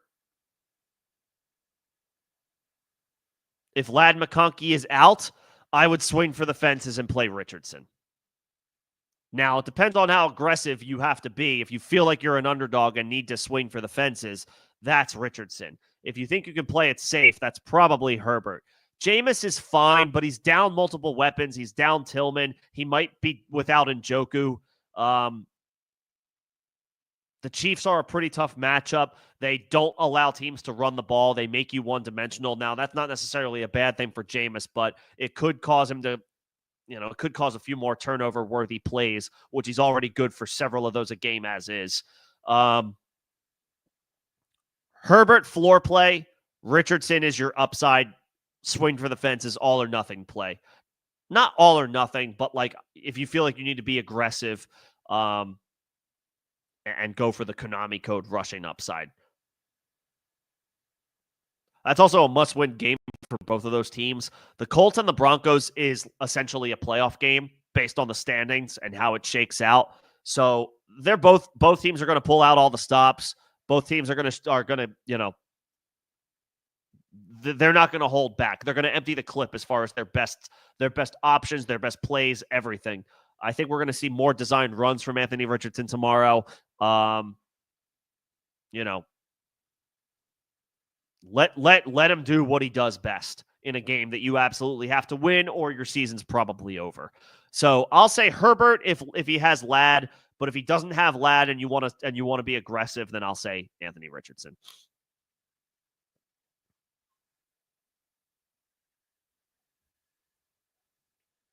Herbert floor, Richardson ceiling. I am doing a stream tomorrow, Theo. It will likely be a members-only chat. Sunday mornings can get quite cluttered and quite busy. So I typically reserve the Sunday morning streams now to members only, at least for the first portion of it. But yes, I will be live tomorrow. Let's see, where are we at? A lot of member questions that I got through. Appreciate everybody's patience as I worked through the member questions. You have a first round bye. Okay. I mean, we got to see. I can't answer this question yet. What if Kenneth Walker is back for Seattle? What if Tony Pollard, who has been on the injury report, gets banged up and is questionable next week? Let's come back to this one next week. We don't have to. Congrats on the bye. Kick your feet up, enjoy this week, and root for good health. Congratulations on your season. You had a really good season if you have a bye week. You don't have to set a lineup, though, this week, and a lot can happen between now and this time next week. What is Kenneth Walker's status going to be as it pertains to Zach Charbonnet? Is Tony Pollard going to get through this game unscathed after not really practicing a whole lot this week? How confident are we with DJ Moore or Jameson Williams, in a cold weather game in Chicago, potentially? There's a lot of factors here. I would just say, enjoy the week, root for good health for your players, enjoy the games tomorrow, however you choose to enjoy them, and we'll circle back on this next week. A lot can happen between now and then. I mean, Charbonnet, if Kenneth Walker is out another game, but we just don't know if he's going to be out another game. If Hall plays, I can tell you right now, I do not trust him. I do not trust Breece Hall. The knee injury is a concern. He practiced yesterday, which is a good sign, but he's clearly nursing something. He wasn't able to play last week. He was limited this week. Actually, he didn't practice until Friday. So it could be a committee with Braylon Allen and Isaiah Davis. It is not something I want to deal with. I'd rather avoid. If you have Jonathan Taylor, that's where I would go. I know the matchup isn't great on paper, but Taylor has still put up multiple RB1 performances this week or this year. I think the Colts and the Broncos both pull out all the stops in what essentially is a must-win game for both teams. I think Taylor's going to be fine, even though it's maybe not a great matchup on paper. You have to play Jonathan Taylor. I would not trust Hall, and honestly, I don't trust Bucky Irving right now because he's not practicing. He didn't practice much last week. He picked up a new injury. He barely played. I assume Rachaad White is going to lead the backfield tomorrow. Sean Tucker's going to mix in. I hope Bucky Irving's okay, but it's impossible to trust what his role looks like tomorrow, given how much he has practiced recently and the fact that he exited the game early last week. My guy McCormick, big fan of Sincere. Not sure what his role looks like, though, with Alexander Mattison presumably coming back for the Raiders on Monday night. I do think they'll continue to give the most of the opportunities to Sincere McCormick, but we got to see it come to fruition first. We got to see it's not real just yet. Until we see Sincere McCormick running ahead of Alexander Mattison regularly when healthy, then it's not real just yet.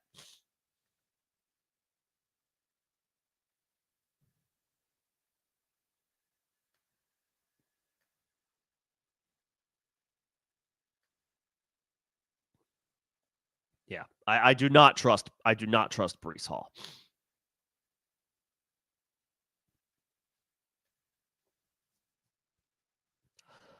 Let's see. Ladd against Tampa Bay, Addison against Chicago, Waddle against Houston. I would probably play Ladd if he plays because the matchup is so freaking good.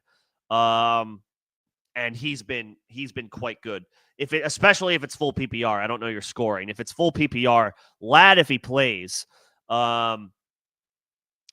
If not, I would go Addison. Addison is on a freaking tear. He's playing really well right now. The Vikings offense has been solid. TJ Hawkinson's return, I think, has helped Addison more than it's hurt him.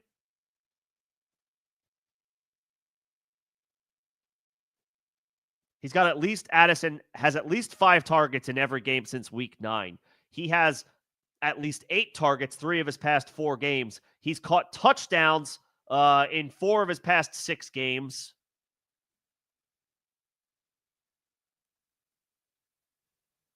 And the last time he played the Chicago Bears was on Thanksgiving. While we're not expecting this again, he was the overall wide receiver 1 on the week. 8 catches, 162 yards, and a touchdown.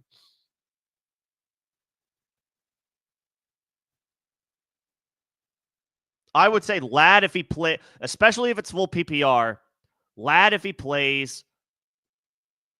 But if Ladd sits, then I would play Addison on Monday night.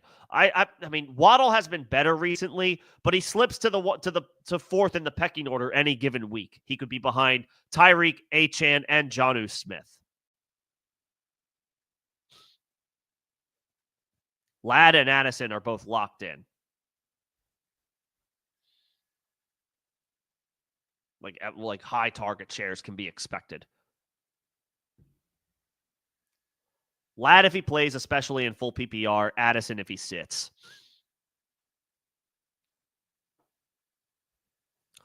Okay, there was a string of member questions and supers. So I moved through those. Appreciate everybody's support.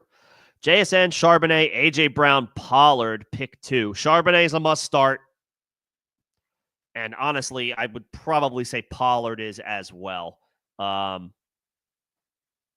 If he plays.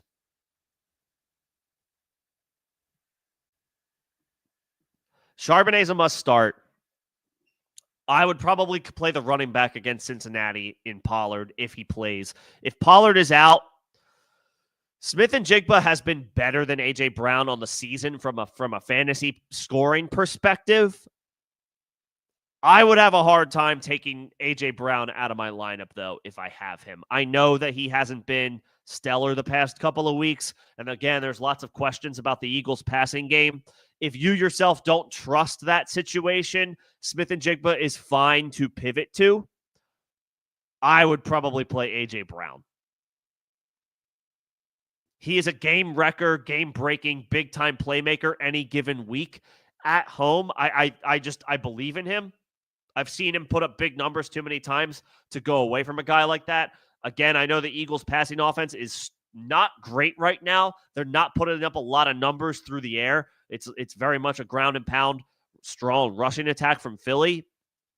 So that leaves a lot on the table for the wideouts. That being said, A.J. Brown is such a stud. I have a hard time taking him out of my lineup. Charbonnet must start. I would play Pollard as well if he suits up. The matchup against Cincinnati is too good to ignore. If Pollard is out, I would play A.J. Brown. If you yourself don't trust A.J. Brown because you don't trust the Eagles' passing offense in general, Smith-Njigba is a fine pivot because he's been awesome this year.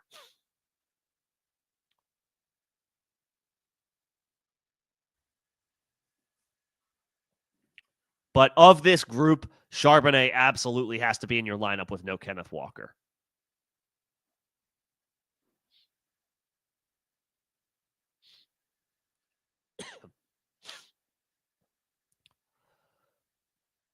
Let's see. I got to jump down to Juan Deer's question. Juan Deer sent a super. Appreciate that. Appreciate the support.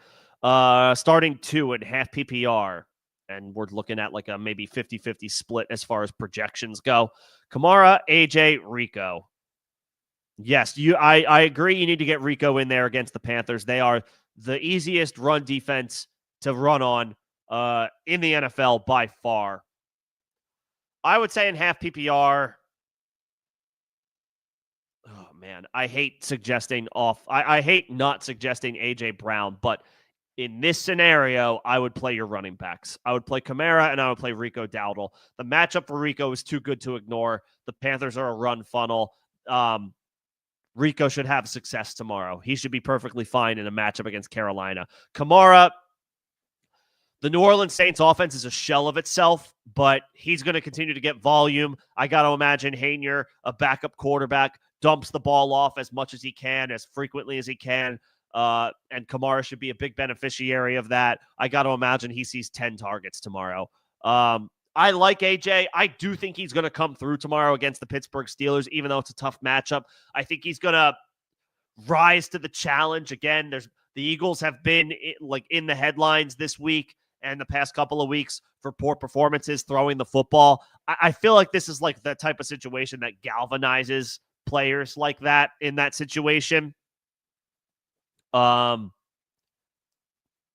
do think he's going to have a good game tomorrow. That being said, those running backs have some rock-solid guaranteed volume coming their way. I would play the backs. I would play the backs.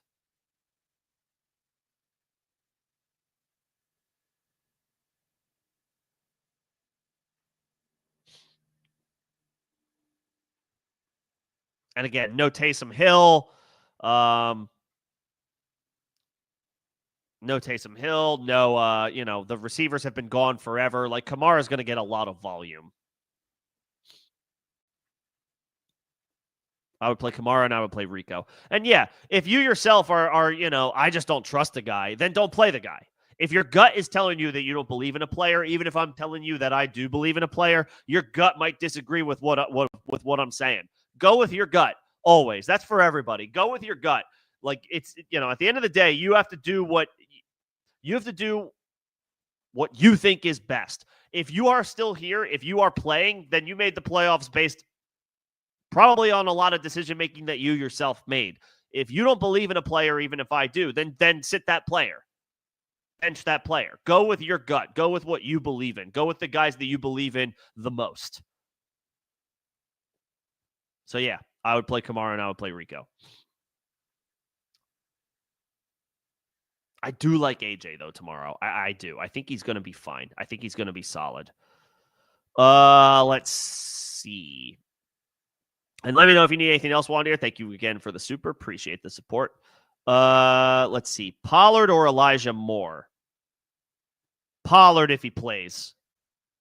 Against Cincinnati, that's such a beatable matchup.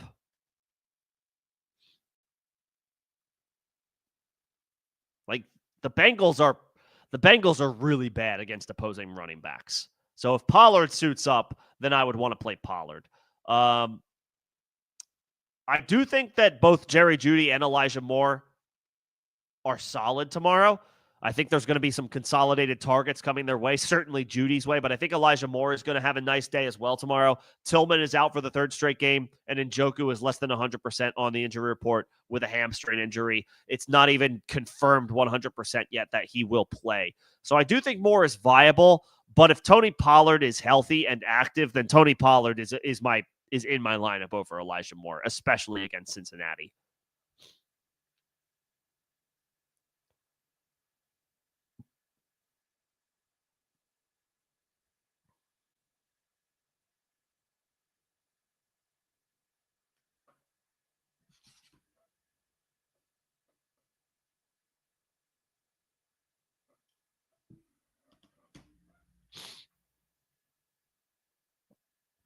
Yep. Yeah, Pollard if he plays. All right. I see a few more questions here. Sit tight. I promise I will get to them. But E111 just dropped in. What's going on, E111? I got to take care of my members. That is a perk of being a member of the channel. Would I trade Stevenson? Oh, you still have you're one of these dynasty leagues where your trade deadline, or maybe you don't have a trade deadline. This is always such a hot button topic that I hear people talking about, like whether there should be a trade deadline in your dynasty league or not. It's definitely, you have a lot of people on both sides of the fence there. Regardless, that's not the conversation here, though. You do not have there's no trade deadline this week for you, so you could make this trade. Stevenson for Evans in a second. Oh, you can trade with playoff teams only. Okay. Okay. There you go. I would want to know your whole roster. Or at least, like, maybe not if it's like a larger roster. If you have like 30 players on your roster or even 20, maybe you don't need to drop everybody in here.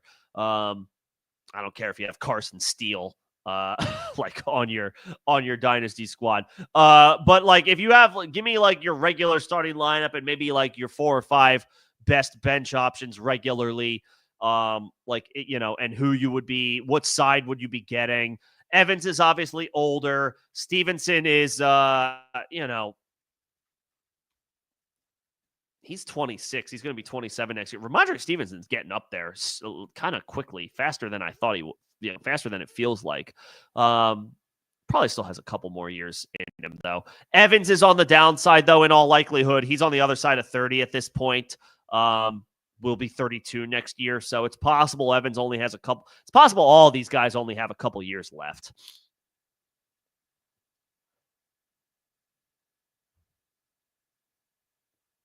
Connor, Hubbard, Pacheco, Garendo. Is that Braylon Allen? Good running backs. Connor's older. Hubbard just got a boost in the unfortunate way with Jonathan Brooks re-tearing his ACL. That was an unfortunate development, but Chuba sees a big boost as a result of that. Pacheco goes back to being a strong RB1 option next year. Garendo is interesting, but the 49ers backfield is totally up in the air as far as where that shakes out, like for the long term.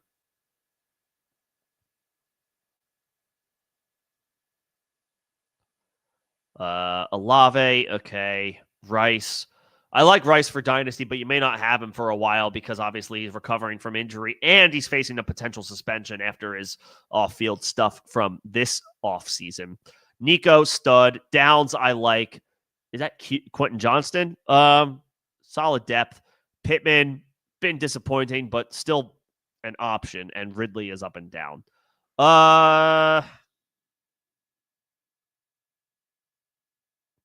If you're competing for a championship this year, which if you're in the playoffs, you obviously are, your wide receiver depth is thinner. So I guess I'd rather have Evans and the draft pick. If you can do Stevenson for Sutton straight up, I like that a little bit more. But I guess I would rather have Sutton or Evans in the second than Stevenson because your running back situation feels better than your wide receiver situation because you're down Olave and Wright for the rest of the season. So I'd rather have the wide receiver side in both scenarios because, like, yes, I know this is a dynasty question, but we're trying to win a championship right now. So Evans has the probably the shortest shelf life of these guys because he turns 32 next year. If you can do Stevenson for Sutton straight up, if that's the if you are giving up Stevenson, if you're the one giving up Stevenson, I would do that. If you're the one giving up Sutton or Evans, I would say no, just keep those wide receivers because I like your running back room as it currently stands more than your wide receiver room. So I'd rather be getting either side that includes the wide receivers. I'd rather have Evans in a second, or, which might be better, I'd rather have Sutton. You do have Stevenson. Yeah, I would for either one. For Evans in a second, that's fine, and for Sutton. For Sutton. Sutton I would prefer because he's younger than Evans. And not dealing currently with a hamstring injury. However, I would take Evans in a second. Because you're competing for a chip and you're down Rice and Olave. Yeah. I'll take the wide receiver side. Whichever one you can swing, I'm okay with.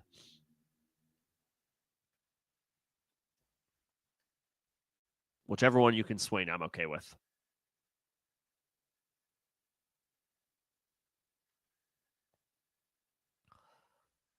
But let me know how those negotiations work out. Back to my spot. Start 2 in full PPR. Kamara, Connor, Chase Brown, Rico. The middle 2. Connor against New England and Chase Brown against Tennessee. Chase Brown has been a top 3 or top 5 running back over the past month. He's must start. I love Rico Dowdle. It sucks that you can't play 3 of these guys. But Rico and Kamara are the odd men out here. Connor is a bell cow in a great matchup against New England. The Cardinals are 7-point favorites at home against the Patriots. That is a James Conner line. Chase Brown has just been a top 5 running back for fantasy pretty much since Zach Moss went down. I don't expect that to change this week against the Tennessee Titans. Those are the 2 guys I got to go with. Kamara's playing with a backup quarterback in Hainier, and I like Rico Dowdle a lot. The matchup is excellent. He's a guy that I want in my lineup this week, but I have Connor and Chase Brown ranked ahead of him, so it's just a numbers crunch. I love Rico this week, but if you have James Conner and Chase Brown, I can't play Rico over those 2 guys. I got to play Connor and I got to play Chase Brown. Same for Kamara. Like, Kamara's awesome, has been awesome. With Jake Hainier in there, he's way more volatile. Yep, give me Connor, give me Chase Brown. Kyler or Hurts? Hurts. I'm going back to the well. I know that Hurts has been a little disappointing this year. He's been a little bit more volatile than he has in seasons past. Again, my thoughts about A.J. Brown are very similar to that of Jalen Hurts. I feel like all of the strife and challenges and negative reporting that's been going on about the Eagles offense could be the type of thing that galvanizes them, gets them back on track.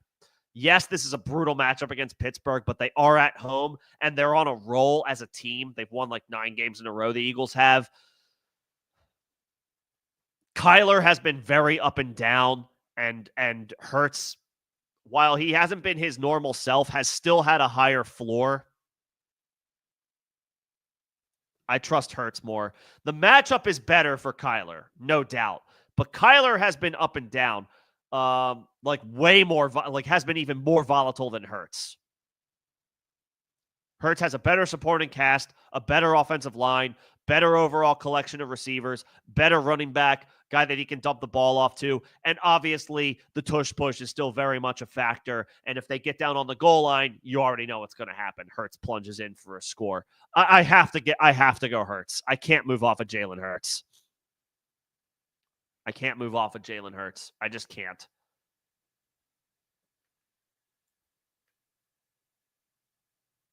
I would play Josh Allen. I would play Lamar Jackson.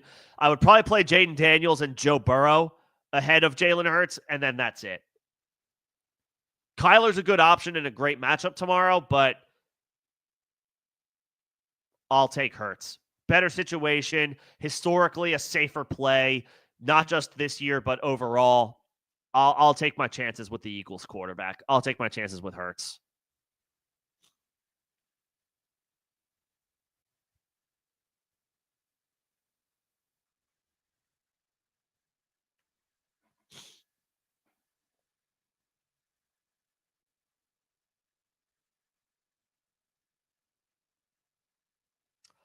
Andrews or Hawkinson? Andrews gets the Giants tomorrow. Hawkinson gets the Bears.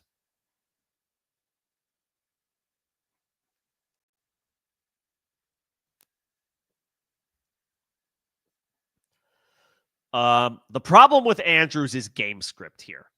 The Ravens might not need to throw the ball all that much tomorrow to beat the Giants. One, they already have an electric run game, and two, I think they're like 2 touchdown favorites. Lamar might throw the ball like 17 times tomorrow. Like there may not be a lot of volume for Lamar as a passer tomorrow, and that affects everybody. Hawkinson went off against the Bears a couple of weeks ago. Now he gets them again at home. I think that's the one that I would chase. I would probably chase Hawkinson. Andrews, you're hoping to get into the end zone. You're hoping for a touchdown.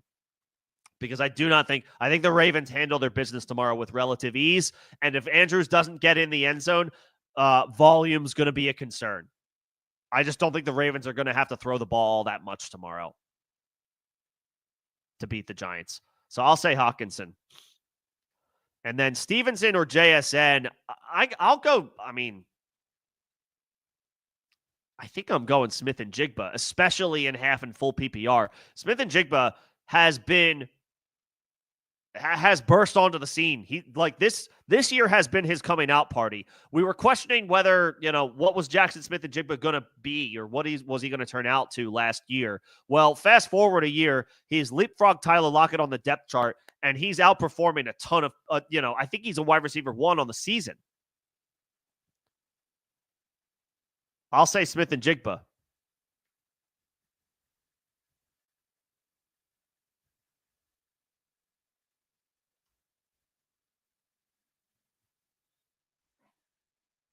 And on a per-game basis, the second half of the season, JSN's been a top 5 receiver.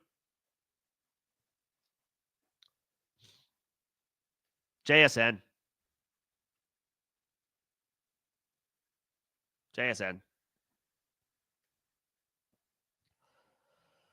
Harrison, London, or Tracy? Not. It's a great matchup for Harrison, but he's difficult to trust. Tracy is in a tough matchup against Baltimore. London has a very good matchup against the Raiders, but Kirk Cousins has been awful recently.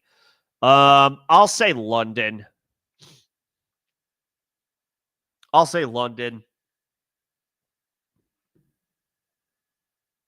feel like even in this recent stretch of Kirk Cousins struggling, London's been solid. Take a look.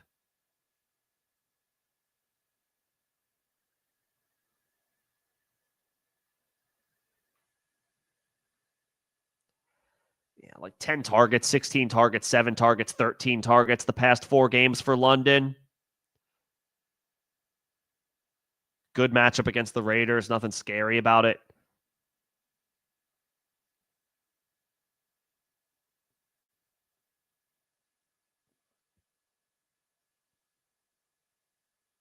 I'll play London. Harrison's just been up and down, and while I'm intrigued by Tracy tomorrow, against Baltimore coming off their bye week with Tommy Cutlets under center, he's tougher to trust, Tracy is. I'll say London of this group.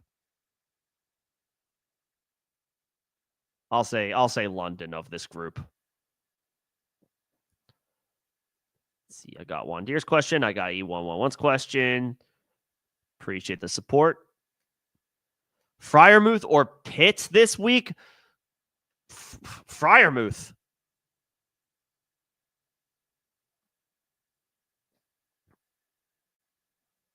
Right? Freiermuth. I mean, what confidence can we possibly have in Kyle Pitts right now? He has been awful. And no George Pickens for Pittsburgh. I mean, Freiermuth might get 10 targets.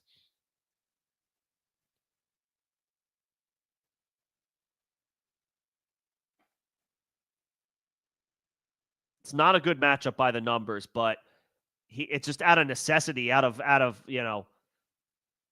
necessity, he should probably see solid volume. Pitts had 6 targets last week. He caught one of them for 14 yards. Week 13, he had 2 targets. He didn't have a catch. He played 41% of the snaps.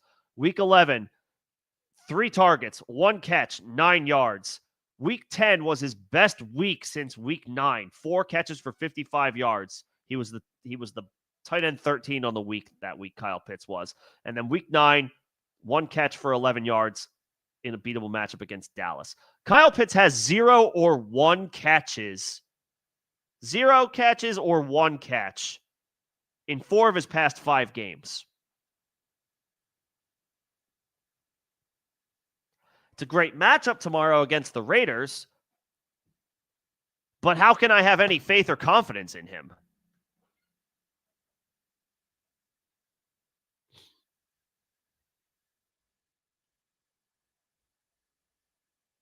I don't. I would say Freiermuth.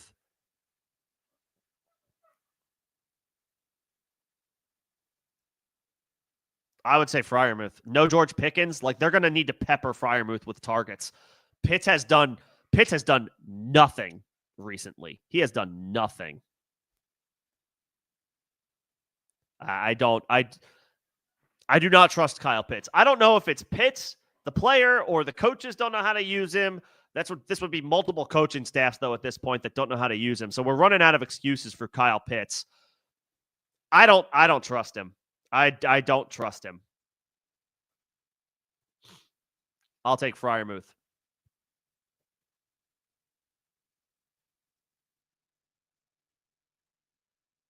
Is Crosby out? I didn't see that. That definitely helps the he had surgery. He's done for the year. Max Crosby's done for the year. Ankle surgery. Okay. Yeah, that helps the Falcons offense. I still don't trust Kyle Pitts. I guess I feel a little bit better. I feel better about Drake London. I still don't trust Kyle Pitts. The Raiders' entire defense could forget to show up to the game on Monday night, and I would still not trust Kyle Pitts. Dude has been disappointing, to say the least, recently. Elijah Moore over Devontae Smith. You're not crazy. You're not crazy. It's a brutal matchup against Pittsburgh. The Eagles' passing attack has been suboptimal of late. And for everything we can say as negatively about Jameis Winston, as far as his erratic play, you know he's going to push the ball downfield and he's going to throw the ball a lot. Excuse me. No, you're not crazy. You're not crazy. It's not a bad idea. Tillman is definitely out, and Njoku might be out. It's a great matchup by the numbers. Elijah Moore. Kansas City is pretty vulnerable to opposing slot receivers. Pittsburgh is pretty stingy against opposing receivers. No, you're not crazy. I'm okay with this. I'm okay with this. I had a little bit of pause because obviously Devontae Smith is the better football player than Elijah Moore. And sometimes I have a hard, sometimes it just comes down to like play your best players, like start your studs. Devontae Smith is awesome, but the Eagles' passing attack has not been very good recently, whereas we know Cleveland's going to throw the ball. I'm okay with this. I'm okay with Elijah over Devontae Smith. I'm okay with that. And then Muth or Calcaterra. Freiermuth, again, for all the concerns. Calcaterra got a touchdown last week against Carolina. Carolina has an atrociously bad defense. They don't stop the run well, and they don't stop the pass well. Other than that, they're solid. Now Calcaterra gets Pittsburgh. These two play each other. They're not great matchups for either by the numbers, but Freiermuth has a much better chance of being his team's number one option tomorrow than Calcaterra does. I'll say Freiermuth. I'll say Freiermuth. Yeah. Again, Freiermuth is good. Freiermuth should be good for 7 or 8 targets tomorrow, and should get at least one red zone target, assuming the Steelers can get there.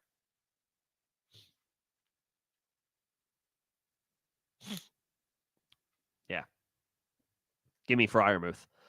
The Purdy did absolutely nothing, which means Jennings did nothing. Purdy would have done better if Debo could catch the damn ball. Purdy would have had a touchdown, at least one touchdown, if in that third quarter Debo doesn't drop the ball. He spends more time bitching and complaining about getting the ball and not getting the ball enough, and then they force feed the issue and give him the ball, and he does nothing. By the way, I'm not even salty because I benched Debo everywhere, but there's a reason I'm benching Debo. There's no reason we can believe in him. So he's sinking the offense along with him. So Purdy had, if it's a 4-point passing touchdown, for scores, he had 4-5 points wiped off the board because Debo dropped what would have been a touchdown in the third quarter. So unfortunate situation there. We need upside. I would go Rachaad White and Jaden Reed if you need upside.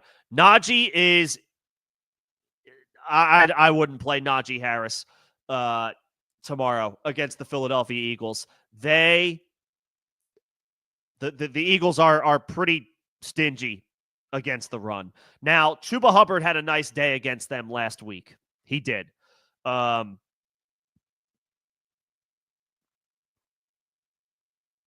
I think the Eagles kind of sleptwalked through that game.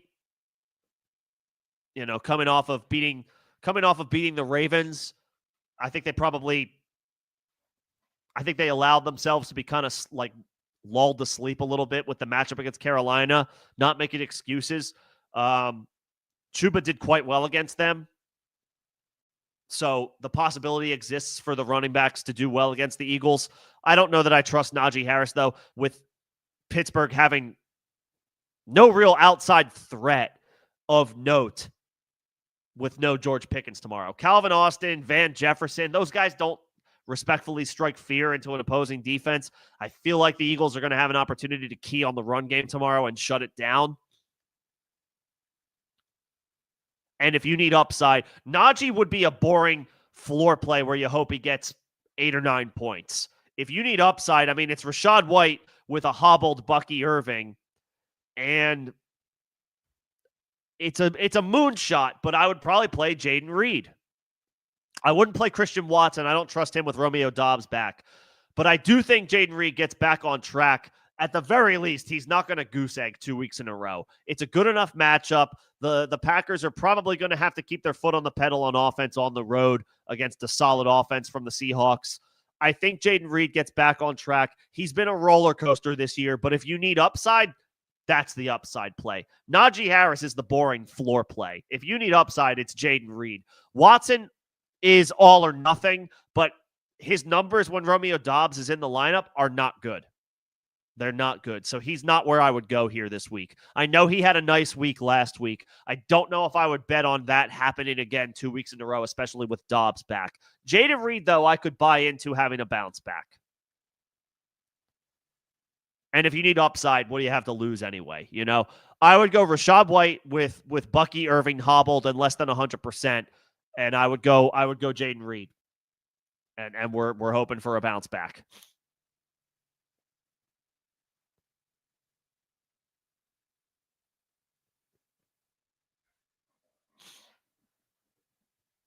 Yep. Give me Rachaad White. Give me Jaden Reed. Yep. Never play Pitts. Freiermuth or Jawan Johnson? Freiermuth, for me, not close. I don't trust Jawan Johnson with Jake Haener throwing the ball tomorrow. I just don't. Freiermuth should see 7 or 8 targets at least, and I think he's got in a best-case scenario, he has like a 10-target ceiling. I don't know if he necessarily hits 10 targets, but he should see 7 or 8 with George Pickens out. for Pittsburgh in a matchup where Philly should handle their business against the Steelers' backup wide receivers. I think Freiermuth gets a lot of opportunities tomorrow. Freiermuth. I don't trust Juwan Johnson again. The Washington is a beatable matchup, but with Jake Haener making his first career start, I don't trust it. I don't trust it.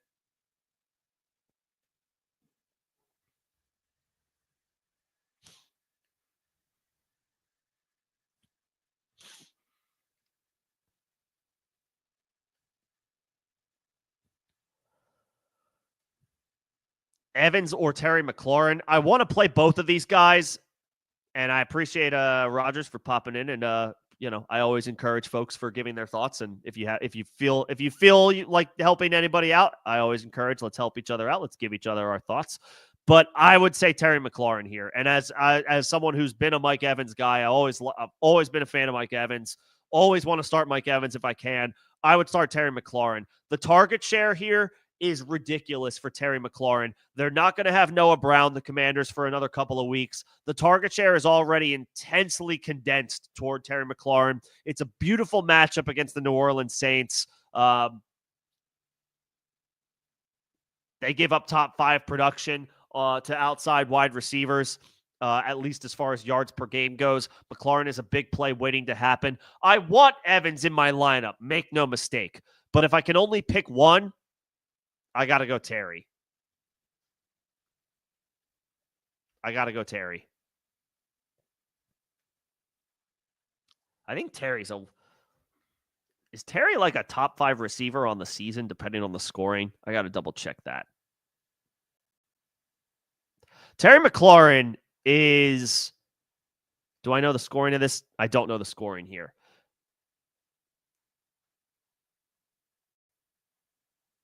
I'm looking up half PPR statistics for the season. I'm pretty sure Terry McLaurin is in the top 7 or 8. He's 5th. Terry McLaurin is the wide receiver 5 on the season.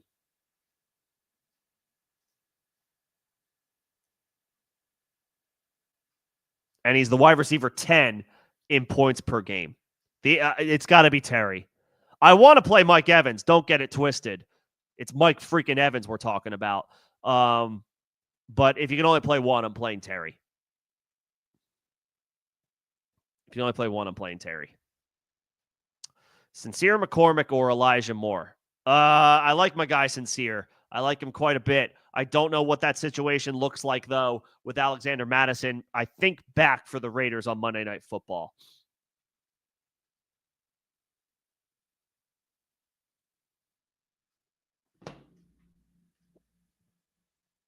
If you have Winston, especially if it's half or full PPR, I would stack it up.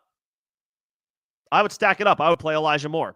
If it's standard scoring, then let's rock with Sincere McCormick in a very beatable matchup against Atlanta.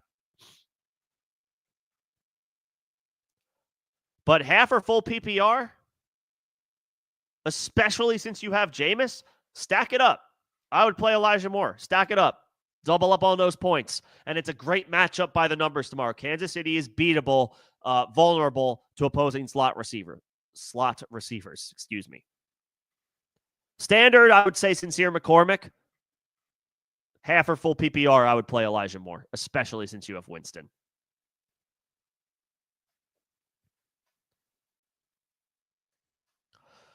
Start 2. Wilson, Brian Thomas, DK Metcalf in full PPR. Metcalf is off the injury report, right? Was he on the injury report at all this week? I feel like he was not.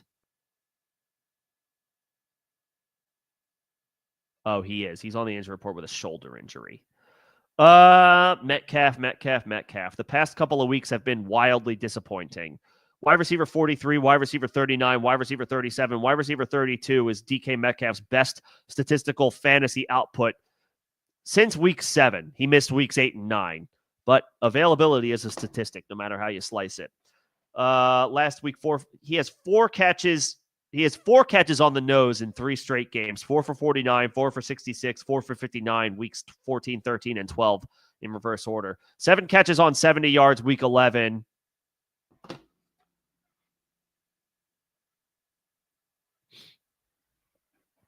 Man, he's tough to trust, isn't he? Jair Alexander will be out for the Seattle Seahawks, so he does get a break as far as the matchup goes. Metcalf does.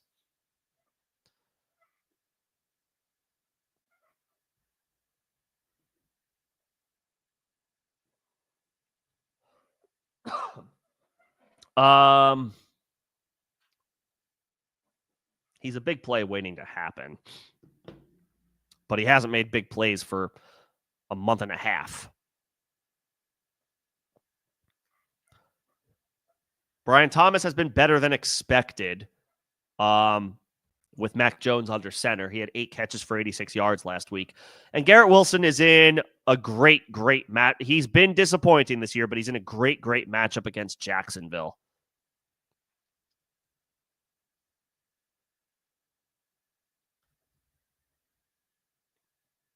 I would play Wilson and Brian Thomas. Metcalf is a big play waiting to happen. I'll say Wilson and Thomas. Their matchups are good. Brian Thomas, like he'll see Sauce Gardner, but Sauce hasn't been like Sauce freaking Gardner this year. He's been more beatable than last year or the year prior. And it's a home game for Jacksonville, so that always helps in my head anyway. I like teams playing at home or players playing at home. Friendly confines, so to speak. Brian Thomas, condensed target share. I'll take Brian Thomas and Garrett Wilson in a beautiful matchup against Jacksonville. That's where I would go. Metcalf has just been pedestrian for the past month and a half. So it's hard to trust him, even though he does get a break with Jair Alexander out for Green Bay. Plus, with Jackson Smith and Jigba's emergence, like Metcalf is, any given week, he's not his team's wide receiver 1.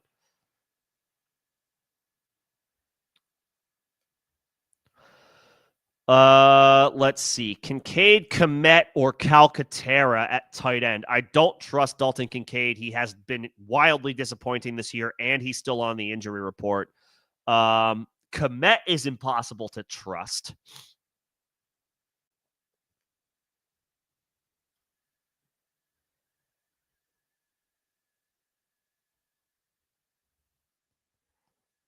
Yeah, it's tough to trust any one of these guys.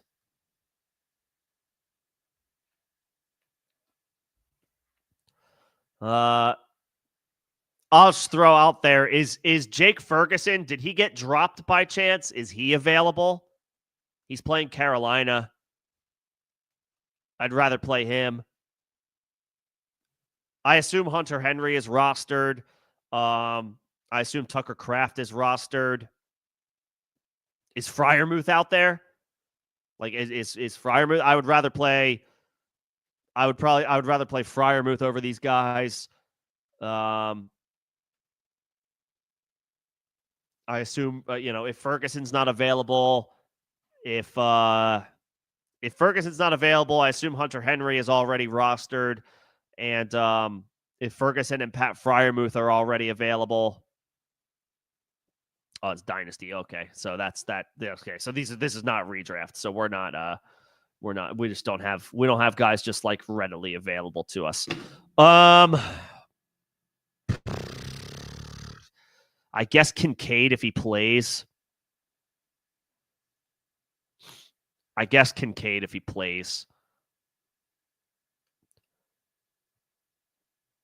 Like Cole Kmet has gone missing recently. Calcaterra against Pittsburgh is difficult to trust. Yeah, Cole Kmet, goose egg last week, 3 for 26, week 13, 7 for 64 against Minnesota is good, and that's who he plays this week. Did they have their full complement of weapons that week? Did everybody play for the Bears that week? Keenan Allen played. I think DJ Moore played that week. That was Thanksgiving, right? When Cole Kmet had a nice day against the Vikings. Yeah, Moore played. Was Roma Dunze out there? I think he was. So Cole Kmet came through against the Vikings, who he's playing this week. So if you want to ride that, you could go with Kmet based on recent history. He played well against the Vikings, and that's who his opponent is this week. Another division game.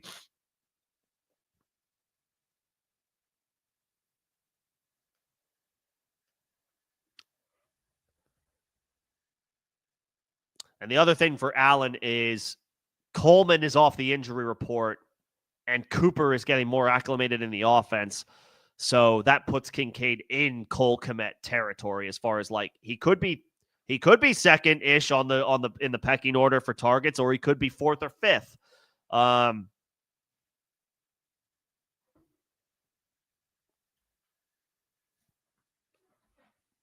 guess I would chase Cole Kmet and hope that he can replicate his performance from a couple weeks ago against the Vikings. I guess that's where I would go. I guess I would go Cole Kmet and hope for the best. Because Kincaid's been really frustrating. First game back after missing a few games. Who even knows how involved he'll be? I'll take Kmet. I don't feel great about it, but I'll take Kmet. And yep, if you're worried about a certain player, don't play that player. I'm not worried about, I can't operate that way when it comes to Mike Evans or anybody who's been on the injury report. If they're a stud and a proven stud, it's the playoffs. We got to find a way to get them into their lineup. But if you've got an alternative option like a Terry McLaurin, then yeah, I would go with Terry.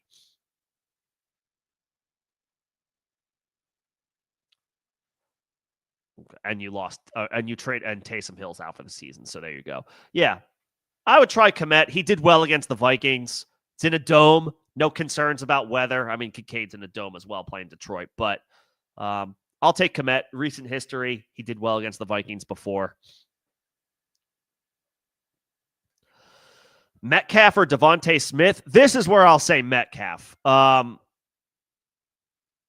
He gets a break again against the Packers. No Jair Alexander. He's been disappointing, but Devontae Smith has had some quiet weeks recently as well. And again, I do think the Eagles' offense or their passing attack has a solid chance of getting back on track tomorrow. I think they're going to come in motivated and hungry because there's been a lot of doubters over the past couple weeks for good reason. They haven't played well. They haven't done well through the air, the Eagles.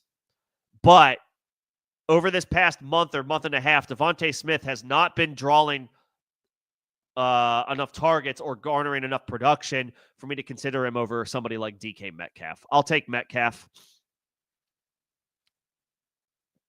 I'll take Metcalf over Devontae Smith. I like A.J. Brown tomorrow, but the Eagles' offense is really going to need to show a lot tomorrow to feel like we can be all the way back with Devontae Smith. I don't think we're there quite yet.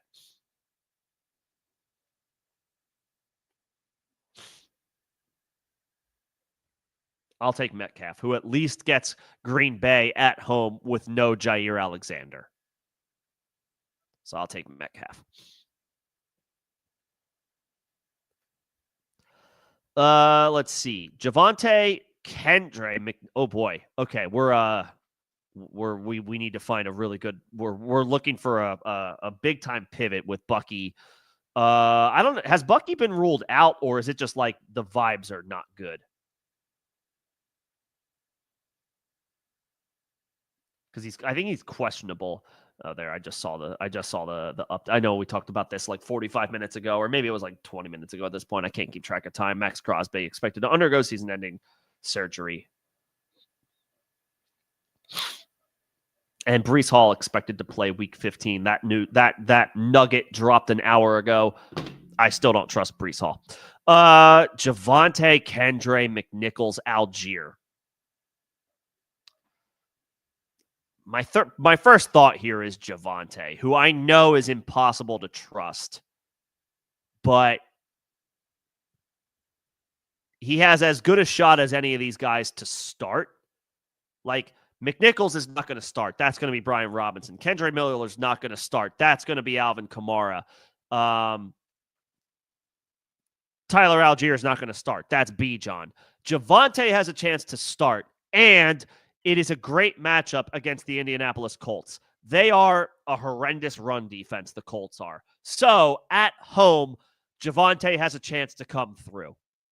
This is his last chance because I know Javonte's been disappointing, and it's impossible to predict where this Broncos backfield is going to go or where they're going to end up any given week and who, potentially gets the most work, whether it's Javonte or Jaleel McLaughlin or Lord Audric Estime, first of his name, Slayer of Dragons. I don't know who's going to be the lead back for the Denver Broncos any given week. However, of this group, Javonte has the best chance of any of these guys to be his team's starter. It's a great matchup against Indy. That's where I would take my swing. That's where I would take my chances. I would take my shot with Javonte Williams.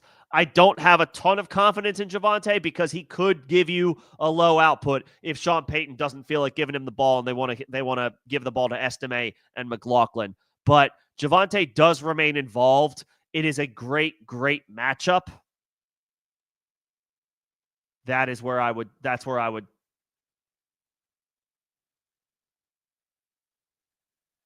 That's the basket I would put my eggs in.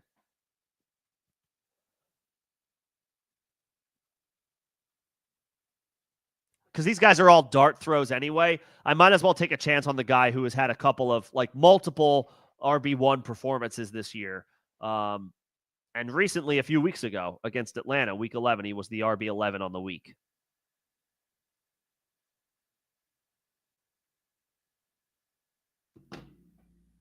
I'll take Javonte against the Colts. Hawkinson or Freiermuth? Give me Hawkinson. Better matchup, better player. Did well against the Bears the last time these two teams linked up. I'll take Hawkinson.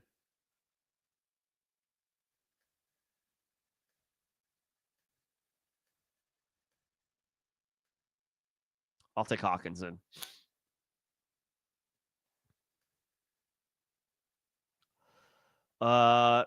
Sincere, Elijah Moore, or Devontae Smith. I like Sincere McCormick. I can't bring myself to start him over Devontae Smith or Elijah Moore. If it's standard scoring, I'll take Sincere because I do think he's going to continue to lead the backfield in carries. I don't know if he's going to get as many catches with Alexander Mattison back. If it's standard scoring, I'll play Sincere and Moore. If it's half or full PPR, I'll play the wide receivers and hope for the best.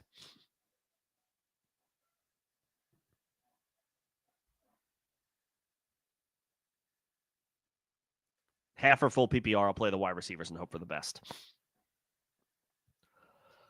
We are at the end of the chat. I can give it a few more minutes to see if anybody else pops in with any other questions. Appreciate everybody coming in and hanging out tonight, talking shop. Congrats again to everybody who made the playoffs. That is an accomplishment in and of itself. Obviously, we all want to win tomorrow. If you lose, that sucks. It's no fun to have your season end, but it's still an accomplishment to make the playoffs each year. So pat yourself on the back for that.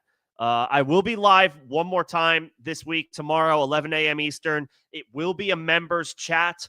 It just helps me consolidate on Sunday, just leading up so close to kickoff. So if you're not a member, obviously the Saturday streams and the Tuesday, Thursday streams are still open for anybody to access the chat. The Sunday streams here on out will be member chats for any last-minute thoughts that the members need. I believe you can send a super as well if you're not a member and still be able to get through if you feel so inclined. But any last-minute thoughts here, obviously, I can still leave this open if anybody has any other thoughts. Let me shout out my members. As always, I saw He Hate Me. I saw my most generous member, He Hate Me, always gifting subs out to other folks. Much appreciated generosity. I saw Derek. I saw Greg. I saw MVM. Let me see. Jeremy joined on as a member today. Appreciate the support and thank you for joining on.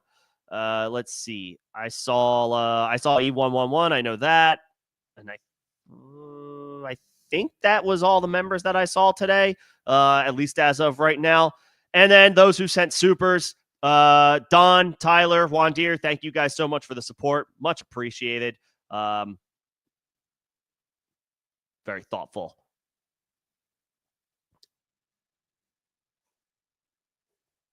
Would I trade Connor instead of Stevenson? I don't think so. I'd rather keep Connor. He's been I feel like has he been better this year? I feel like he has.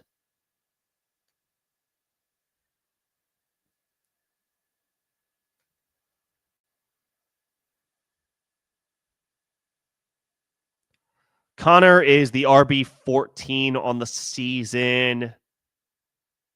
Ramondre's the RB24. No, I'd rather keep Connor. I'd rather keep Connor. I wouldn't trade Connor. Connor's a bell cow in an offense that is frustrating, but good enough to believe in week to week, and they have a good playoff schedule. The Cardinals do. They get New England this week, but who else did they get week 16 and 17? They get some really good options or some really good matchups. Oh, Carolina next week. Holy hell. Connor's going to run for 1,000,000 yards. And then they get the Rams week 17. They're a run funnel. No, do not trade James Conner. His playoff schedule that might be the best run of run defenses to face, any combination of run defenses to face of anybody. I would keep Connor. And you've had him his whole career. Ride him off into the sunset until the wheels fall off, and especially with this playoff schedule. New England, Carolina, the LA Rams, that's a pretty awesome stretch for any starting running back. Yeah, no, do not trade Connor. Do not trade Connor.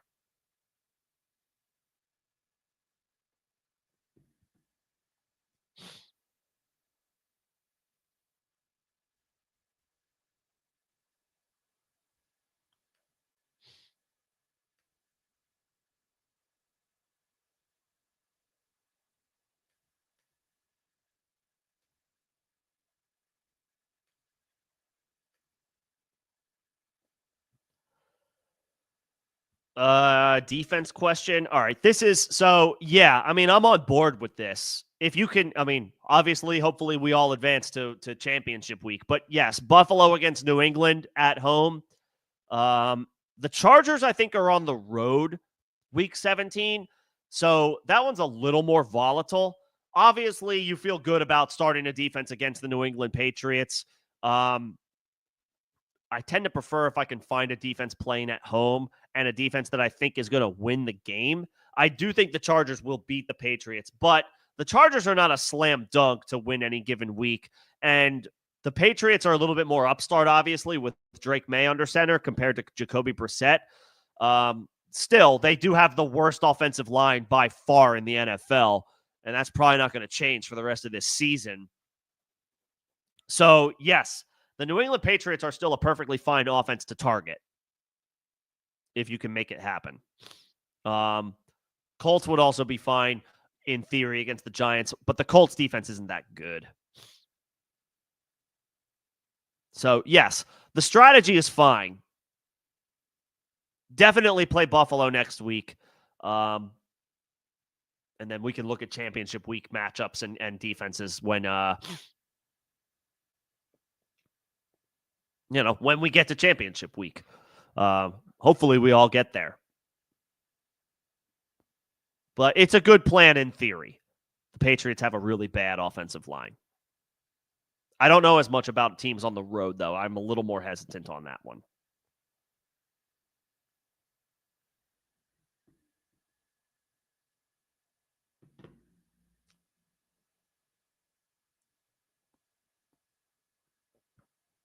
Appreciate it, E. Thanks for popping in.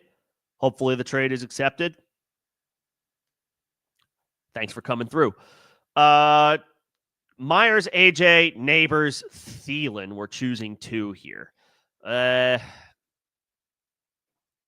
all these guys have their warts right now. Thielen has been probably the best performer of this group of late. It's just like, am I really going to start him over A.J. Brown and Malik Neighbors? And Jacoby Myers has been, I think, a wide receiver 2 on the season. So he's been awesome. Trying to think what I want to do here. I believe in A.J. Brown tomorrow. I will say that. I believe in A.J. Brown tomorrow for all of the concerns about the Eagles' passing offense, and it's not a good matchup by the numbers. I believe in A.J. Brown. I know that we're talking about reduced opportunities. The Eagles are a run-first offense. They're going to run the ball as much as they can, no matter the matchup. But A.J. Brown is a big-time player, a game wrecker, a game breaker, a big playmaker any given week or anytime he has a chance with the ball in his hands. I believe in A.J. Brown. I know he's a stud, and this is a start-your-stud type of situation. I would play A.J. Brown as 1. I can't believe this is where I'm at, but I think I would rule Neighbors out of this group because he's catching the ball from Tommy Cutlets. It's a great matchup against Baltimore tomorrow, but I do not trust the Giants' offense in its current form. It's between Myers and Thielen. Thielen is playing great right now and getting good quarterback play from Bryce Young, and it's a great matchup tomorrow against Dallas, who just lost Trayvon Diggs for the season. Diggs is more of a boundary corner. Thielen plays in the slot, but still, that eliminates a playmaker on the Cowboys defense that could potentially line up against Thielen here and there. Myers has been great, but Aiden O'Connell is questionable, and it might be Desmond Ridder for Las Vegas. We don't know, and we're not going to know that potentially until Monday after these other guys have played.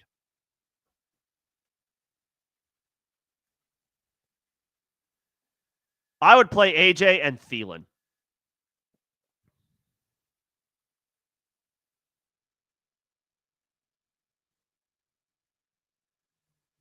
I would play AJ and Thielen.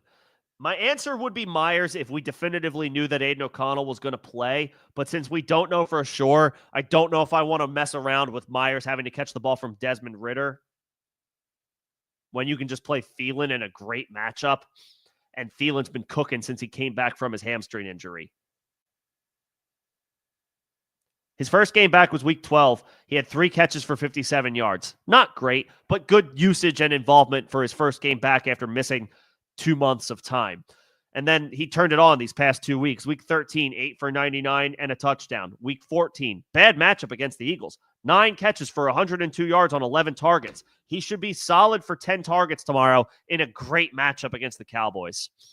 Yeah, I would play A.J. Brown because I trust A.J. Brown. I believe in A.J. Brown. I know he's a big-time player, and this is a big-time matchup because it's your playoff matchup.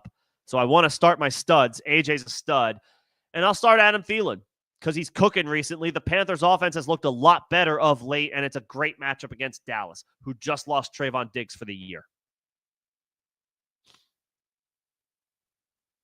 I'll take A.J. and I'll take Thielen. Neighbors will be must-start, auto, slam dunk start next year when he gets a quarterback upgrade. Tommy DeVito makes it difficult to trust him, even in a great matchup, because the Ravens are a very beatable secondary. I'll take AJ and Thielen. And Myers is dealing with potentially having to catch the ball from Desmond Ridder. Same camp, same issues as Tommy Cutlets.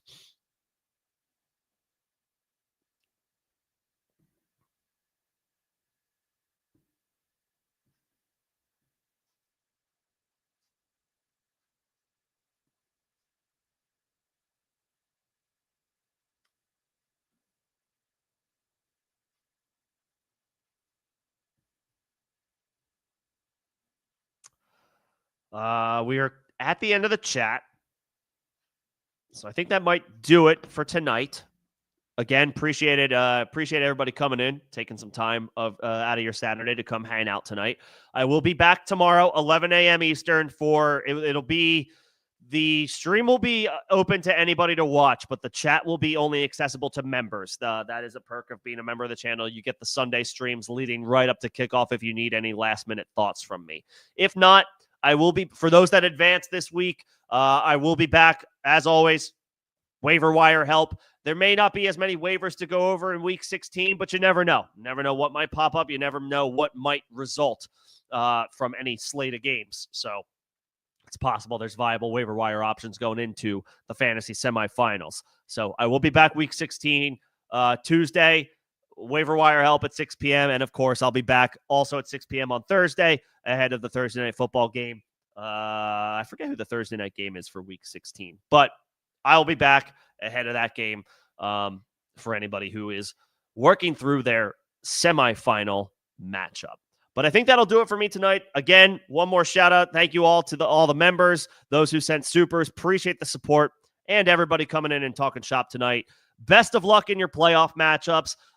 Hopefully you all get those wins. Hopefully we all advance. Hopefully we're all back here next week sorting out what to do for our semifinal matchups. And congrats again to everybody for making the playoffs. If you miss me tonight, you can hit me with a question in the form of a comment on this stream, and I'll be sure to answer it. Otherwise, I will see the members tomorrow for Start Sit questions, 11 a.m. Eastern. Thanks, everybody. Best of luck.